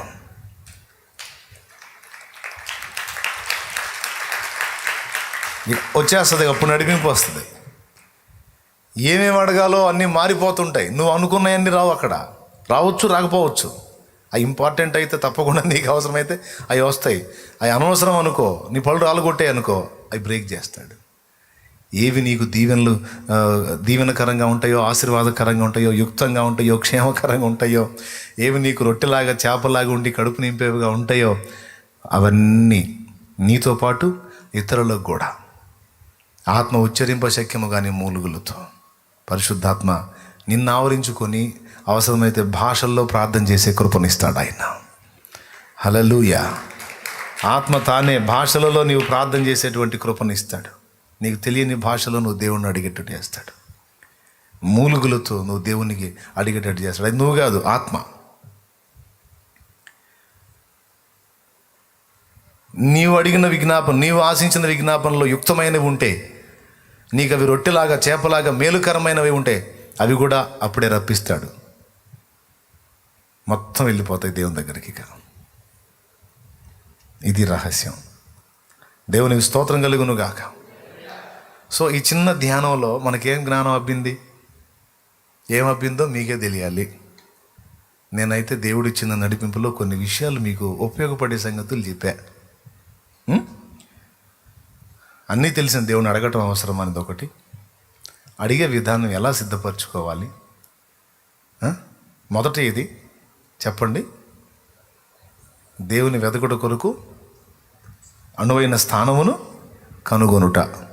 ఇంట్రెస్ట్ ఉంటే రాసుకో. దేవుని సన్నిధిని వెదకుటకు అనువైన స్థానమును కనుగొనుట. అది ఇల్లా, గదా, ఏకాంతమా, పొలమా, స్థలమా, చెట్టా, లేకపోతే నీ దేవుని సన్నిధా, నీ ఇష్టం. అనువైన స్థానం. ఏదో దారిని పోతా ఇట్టన్నట్టు, లేకపోతే ఒక నిలువను ఒక అడ్డం వేసినట్టు పొర్రపాటును కూడా అప్పుడప్పుడు అన్నట్టు చేయొద్దు. దేవునితో ప్రవర్తించేటప్పుడు, వ్యవహరించేటప్పుడు సీరియస్, అది గౌరవనీయంగా ఉండాలి. పిచ్చి పిచ్చిగా ప్రవర్తించకూడదు. ఖచ్చితంగా సమయం కేటాయించాలా దేవుని కొరకు. ప్రదేశం కూడా, మనకి అభ్యంతరం లేని ప్రదేశాన్ని కూడా ఎంపిక చేసుకోవాలి. ప్రశాంతంగా గడపాలండి. ఒక మాటలో చెప్పాలంటే ఆయనతో ప్రశాంతంగా గడపాలను. మనసు విప్పి మాట్లాడుకోవాలి. తృప్తిగా ఆయనతో గడపాల. తృప్తిగా. పరిగెత్తుకుంటూ పోయాను, పరిగెత్తుకుంటూ వచ్చాను అన్నట్టు కాదు. ఇంకేది ముఖ్యమైనది లేదు ఆయనకంటే. ఉంటే చెప్పు నాకు, నేను ఇక నోరు మూసుకుంటా. ఉందా? సాతానుగాడు మాయ మనకు చేసేదంతా. మిగిలిన చెత్తంతా ముఖ్యమైనదిగా చూపిస్తాడు. దేవుని సన్నిధిలో గడపటమేమో అంత ముఖ్యమైనది కాదన్నట్టు చూపిస్తాడు. ఆ మోసంలోనే అందరినీ ముంచేశాడు వాడు. ఆయనకంటే ముఖ్యమైనది ఏంది? ఆయనకంటే ముఖ్యమైన వాడు ఎవరు? ఆయన చక్కబెట్టలేనిది ఏముంది? నువ్వు ఆయనతో ఉండగలిగితే ఎక్కడెక్కడ ఏమేం చక్రం నిప్పాలో మొత్తం ఆయన చూసుకుంటాడు. దేవునికి స్తోత్రం కలుగునుగాక. కాబట్టి ఈ విషయాలన్నిటినీ ఇక మళ్ళీ నేను చెప్పదలుచుకోలేదు. చాలా క్లియర్గా మీకు చెప్పా. కాబట్టి దేవుని సన్నిధికి వెళ్ళి వెతుకుతాం, సన్నిధిని వెతుకుతాం, అనువైన స్థానం చూసుకుంటాం. తర్వాత గతకాలపు మేళ్ళను తలంచుకుంటూ ప్రస్తుతిస్తాం, మయంపరుచుకుంటాం, స్తోత్రిస్తాం, ఆరాధిస్తాం. తర్వాత ద్వారం తెరవబడుతుంది, పరలోక తలుపు తెరవబడుతుంది. ఏం కావాలనే స్వరం ఏంటి? నీ విజ్ఞాపన ఏంటి? ఏం అడగాలో తెలియదు. దేవునికి స్తోత్రం కలుగునుగా. హల్లెలూయా. అప్పుడు ఆయనే తన ఆత్మచేత నిన్ను సంధించి నీకేవి ఆశీర్వాదకరమైనవో అవే విజ్ఞాపనలు నీ నోట అక్కడికి వచ్చేటట్టు చేస్తాడు ఆయన. దేవునికి స్తోత్రం కలుగునుగాక. హల్లెలూయా. మన పిల్లవాడికి ఆఫర్ వచ్చిందనుకో, మనం పోతాం. పిల్లవాడికి అవకాశం వచ్చిందనుకో, గవర్నమెంట్ వారు ఏవో కొన్ని వాడు అడిగినవి ఇవ్వడానికి రెడీ చేశారనుకో, పోయి ఏదో ఒకటి దేరా అంటామా? అయ్యా నువ్వే అడగాల, ఎవరైనా అడిగినా ఇస్తారా?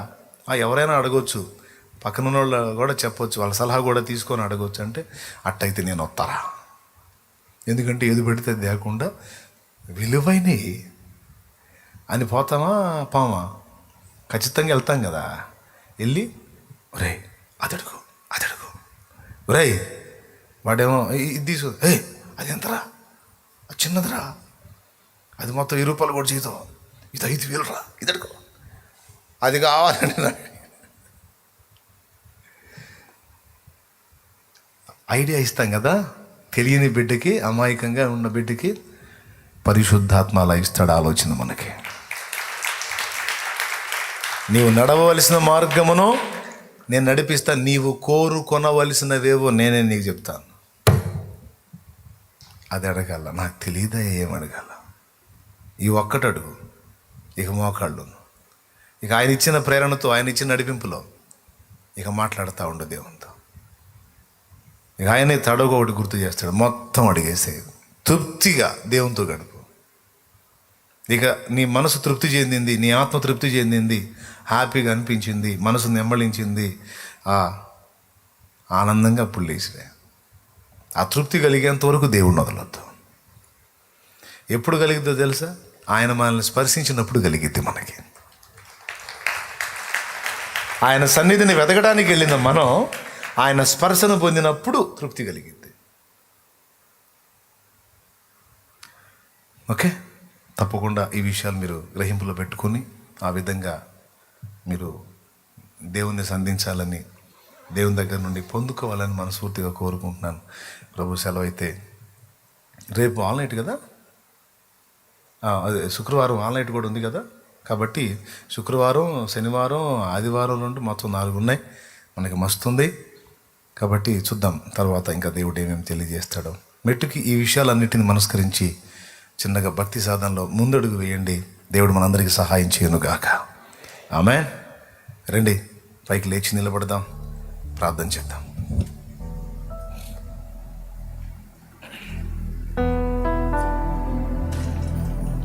స్తోత్రం ప్రభువా, ఈవేళ నీవు అందించినటువంటి విలువైన సమాచారం కొరకు స్తోత్రాలు. చాలా విషయాలు సింపుల్గా మాతో మాట్లాడాం ఆయన, తేటగా. ఎప్పటి నుంచో మా మనసులో ఉన్న కొన్ని ప్రశ్నలు కూడా సమాధానం ఇచ్చావు. నీకు స్తోత్రం ప్రభువా.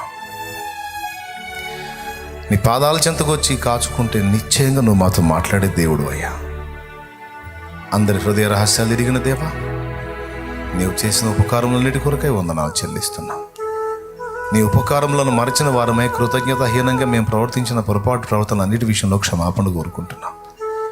నీ మేలన్నిటిని మేము తలంచినట్లుగా ఏకాంతంగా నీతో కూర్చొని నా ప్రభువా, నీ జ్ఞాపకాలు నెమరు వేసుకుంటూ, నీ కార్యాలను తలంచుకుంటూ, తలపోసుకుంటూ కృతజ్ఞత కృతజ్ఞత కృతజ్ఞత బుద్ధితో నింపబడటానికి సహాయం చేతండి. అడుగుట యొక్క అవసరత, అది ఎందుకు ఇంపార్టెంటో ఈరోజు నాతో మాట్లాడావు. తప్పకుండా అడుగుతాను. ఏం అడగాలో కూడా తెలియని స్థితిలో ఉన్నవాడను. నీ ఆత్మ సహాయముతో అడుగుతాను. ఏది అడగాలో నన్ను నువ్వు అడిగించు. కొన్నిసార్లు రొట్టెకి బదులు రాతిని అడిగి పళ్ళు రాలుగొట్టుకునే పరిస్థితి ఉంటుంది నాయన.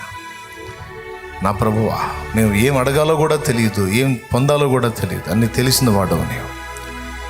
నాకు ఏది యుక్తమో దాన్ని నీవు అనుగ్రహించు తండ్రి. నీవు నాకేది ఇచ్చినా నా మంచిగా ఇస్తావు, మాకేది ఇచ్చినా మా మంచిగా ఇస్తావు.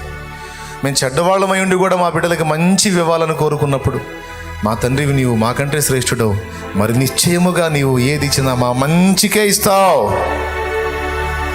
నీకు వందనాలు వందనాలు.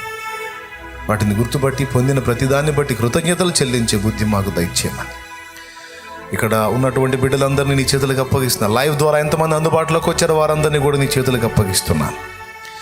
నా ప్రభువా, విన్న సంగతులు గ్రహించిన వారే మనపూర్వకంగా నీ వైపు మళ్ళుకొని నాయన, ఏ స్థితి నుంచి వారు కాపాడబడ్డారో ఆ స్థితి అంతటి నీ జ్ఞాపకంలో పెట్టుకొని ఎప్పటికప్పుడు కృతజ్ఞత బుద్ధి గలవారై నిన్ను సంధించడానికి మాకెల్లరికూ సహాయం చేయమని స్తుతి మహిమ ఘనత ప్రభావం నీకే చెల్లిస్తూ దేవభక్తి సాధకుని ఖచ్చితంగా ఉండి తీరాల్సిన లక్షణాలు ప్రభా, దేవా నీతో నడవగోరిన వానికి ఖచ్చితంగా ఉండాల్సిన అనుభవాలు ప్రభా, ఇవన్నీ కూడా ఆ గ్రహింపులో నాయన ఇవి స్థిరపరచమని యేసు నామములో వేడుచున్నాం తండ్రి. ఆమేన్. ఆమేన్. మన తండ్రి అయిన దేవుని ప్రేమ, ఆయన ప్రియకుమారుడు లోకరక్షకుడైన యేసయ్య శాశ్వత నిత్య కృప, పరిశుద్ధాత్మ దేవుని తోటి మనోహర దివ్య సహవాసం సమాధానం సమకూడిన మనకు సకల పరిశుద్ధులకు సార్వత్రిక సంఘమంతటికి సదాతోటి మనందరం నిత్యత్వంలో చేరు పర్యంతము మనల్ని నడిపించును గాక. ప్రవేశ రక్తమునకే జై, ప్రవేశ రక్తమునకే జై, ప్రవేశ నామమునకు సంపూర్ణ విజయం కలుగును గాక. ఆమేన్. మీలో సమస్యలతో ఉన్నవాళ్ళు, ఇబ్బందులతో ఉన్నవాళ్ళు, బలహీనతలతో ఉన్న వాళ్ళ కోసం ప్రార్థన చేస్తాను. అలానే కళ్ళు మూసి తలలు వంచండి. పరిశుద్ధ తండ్రి, నా ఎదుట ఉన్నటువంటి బిడ్డల్లో ఎవరెవరు ఏ వ్యాధులతో, బాధలతో, సమస్యలతో, ఆర్థిక ఇబ్బందులతో, అప్పుల బాధలతో, కుటుంబ కలతలతో ఎన్ని రకాలుగా వేదన అనుభవిస్తున్నారు, నా కళ్ళ ముందు ఉన్న బిడ్డలు, లైవ్ ద్వారా నాకు అందుబాటులోకి వచ్చిన బిడ్డలు, ఎవరెవరు ఎలాంటి ఇక్కట్లను ఎదుర్కొంటున్నారో, బాధలు అనుభవిస్తున్నారో, ఎలాంటి లేమి కలిగి ఉన్నారో, ఏ విషయాల్లో అక్కర కలిగి నీ వైపు చూస్తున్నారో, నా ప్రభువా, నేను వారు మేమందరం ఏకమై ప్రార్థన చేస్తున్నాం. నా ప్రభువా, ఈరోజు మీరు ఇచ్చినటువంటి వాగ్దానంను బట్టి వందనాలు చెల్లిస్తా ఉన్నాను. యుక్తముగా ఏది అడగాలో కూడా మాకు తెలియని వారం మేము. నా ప్రభువా, నీ బిడ్డల కొరకు నా తండ్రి నాయన నీవు దాచి ఉంచిన ఈవులు వారికి అనుగ్రహించు. నా ప్రభువా, రోగములతో ఉన్న వారిని నాయన నీ దయగలిగిన హస్తముతో తాకి స్వస్థపరచు. కరుణ కలిగిన నీ హస్తంతో స్వస్థపరచు తండ్రి. కనికరం కలిగిన నీ చల్లని చూపు వారి మీదకి రాని. వారిని పీడిస్తున్న వ్యాధులు యేసు నామములో వారిని వదిలిపోవునుగాక. ఆర్థిక ఇబ్బందులు తొలగించి సమృద్ధి నీవు.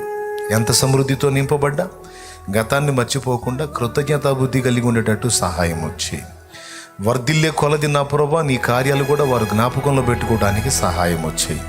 వర్ధిల్లే కొలది నీ పరిచర్యకు నాయన వారు చేయగలిగినంత చేయడానికి ఆ మనసు, ఆ కృతజ్ఞత బుద్ధి వారికి దయచేయి. అలాగే నా ప్రభువా, వారి కుటుంబాల్లో ఉన్న కలతలు, కలహాలు తొలగించి వారి ఫ్యామిలీస్లో సమాధానం దయచేయి. నా ప్రభు ఆత్మీయంగా దిగజారిపోయి బలహీనతలకు చిక్కుబడిపోయి లోకానుసారతలకు వెళ్ళిపోయి కుమిలిపోతున్న బిడ్డలకు ఆ బంధకాల్లోంచి విడుదల ప్రసాదించి పూర్వపు ఆత్మీయ అనుభవంలోకి మరలా వచ్చినట్లు కృప దయచేయి. నా ప్రభువా, నీవు చేసిన మేలులు తలంచుకుంటూ అందరూ కూడా నీ వైపు మళ్ళుకోవాలి. ప్రభువా, నీకు వందనాలు.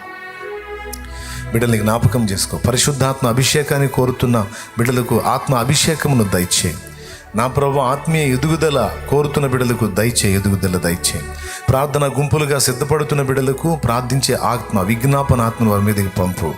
నా ప్రభు కరుణను అందించు ఆత్మ, విజ్ఞాపన చేయు ఆత్మను పంపించే దేవుడో నాయన, నీ ప్రేమతో మా హృదయాలు నింపు నాయన. పవిత్రత కలిగి, పరిశుద్ధత కలిగి, మా ప్రాణము ఆత్మే కాదు మా శరీరమును కూడా సజీవ యాగముగా నీకు సమర్పించుకోవడానికి సహాయము చేయి నాయన. ప్రతి ఒక్క బిడ్డ, ప్రతి విశ్వాసి కూడా ఆత్మ సంబంధమైన సంతానాన్ని సంపాదించాలి. అలాగే వారి భౌతికంగా సంతానం కొరకు అడుగుతున్న వారికి కూడా సంతానం దయచేయి. ఎవరు ఏ సమస్యలో ఉన్నారో నీకు తెలుసు. అందరి హృదయాలు, అందరి జీవితాలు ఎరిగిన దేవుడు. కొంతమంది వ్యసనాల్లో బందీలై వాటిని మానుకోలేక నేను అల్లాడిపోతున్న వారు ఉన్నారు. అలాంటి వారికి ఆ బంధకాల్లోంచి విడుదల ప్రసాదించమని వేడుకుంటున్నాం. ప్రయత్నాలు విఫలమైపోయి, ఉద్యోగ ప్రయత్నాలు, వ్యాపార ప్రయత్నాలు, ఉపాధి ప్రయత్నాలు విఫలమైపోయి అల్లాడుతున్న వారు ఉన్నారు. వారికి ప్రయత్నాల్లో సఫలత దయచేయి. వారి కుటుంబాలు పోషింపబడినట్లు వారికి బ్రతుకుదెరువు మార్గం చూపించు తండ్రి. అలాగే నా ప్రభు అప్పుల ఊబిలో కూరుకుపోయిన వారికి అప్పుల్లోంచి విడుదల ప్రసాదించు నాయన. ఇలా ఎవరెవరు ఏ విధమైన సమస్యలు, కోర్టు కేసుల్లో ఉన్నవాడు, అన్యాయంగా నేరం మోపబడ్డ వాళ్ళు, నిందపాలైన వాళ్ళు, నా ప్రభు వారికి బంధకాల్లోంచి విడుదల కలుగును గాక. అయ్యా, కుటుంబంలోని వ్యక్తులు మారు మనసు లేక వారి టార్చర్తో అల్లాడిపోతున్న వారు ఉన్నారు. దయచేసి కుటుంబ సభ్యుల్లో మారు మనసు వచ్చినట్లు మీరు క్రియేట్ చేయండి. వారి కుటుంబాల్లో ఉన్న కన్నీరు తోడవండి నాయన. ఇంకా నా ప్రభువా, మరి నీ బిడ్డలు విశ్వాసంతో తెచ్చిన నూనె నీ శక్తితో నింపి యేసునామము నా నూనె రాసి ప్రార్థన చేసినప్పుడు అది ఎవరికైతే రాసి ప్రార్థన చేస్తే వారు స్వస్థత పొందాలి. నజరేయుడైన యేసునామములో ఈ కార్యం జరగాలి. ప్రభువా, అందరినీ నీ పరిశుద్ధాత్మతో అభిషేకించి బలపరిచి మేము నడవలసిన తీరు నడుచున్నట్లు, ప్రవర్తించవలసిన తీరు ప్రవర్తించినట్లు, అడగవలసిన తీరు ప్రతి అడుగునట్లు, చేయవలసిన రీతిని నీ సేవ చేయునట్లు, కలిగి ఉండవలసిన రీతిని విశ్వాసం కలిగి ఉండునట్లు నీ ఆత్మచేత మమ్మల్ని అభిషేకించి నడిపించము.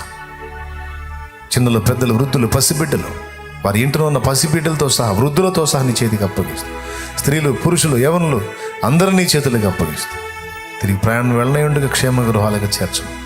స్తుతి, మహిమ, ఘనత నీకే చెల్లిస్తూ యేసు నామములో ప్రార్థించి వేడుచున్నాము తండ్రి. ఆమేన్. ఆమేన్. ప్రవేశ రక్తమునకే జై, ప్రవేశ రక్తమునకే జై, ప్రవేశ నామమునకు సంపూర్ణ విజయం కలుగును గాక. ఆమేన్. హల్లెలూయా, హల్లెలూయా, హల్లెలూయా, హల్లెలూయా. ప్రభు స్తోత్రాలు. మీ అందరికీ హృదయపూర్వక వందనాలు. నేను చెప్పినట్లుగా దేవునితో గడపండి, దేవుని ఎదుట అలా ప్రవర్తించండి. నిశ్చయంగా దేవుడిని సహాయం మీకు దొరుకుతుంది. మీ అందరికీ హృదయపూర్వక వందనాలు. లైవ్ ద్వారా అందుబాటులోకి వచ్చిన వారికి కూడా హృదయపూర్వక వందనాలు. సెలవు, దైవాశీస్సులు. ప్రభు సెలవు అయితే శుక్రవారం కలుసుకుందాం మళ్ళీ లైవ్లో.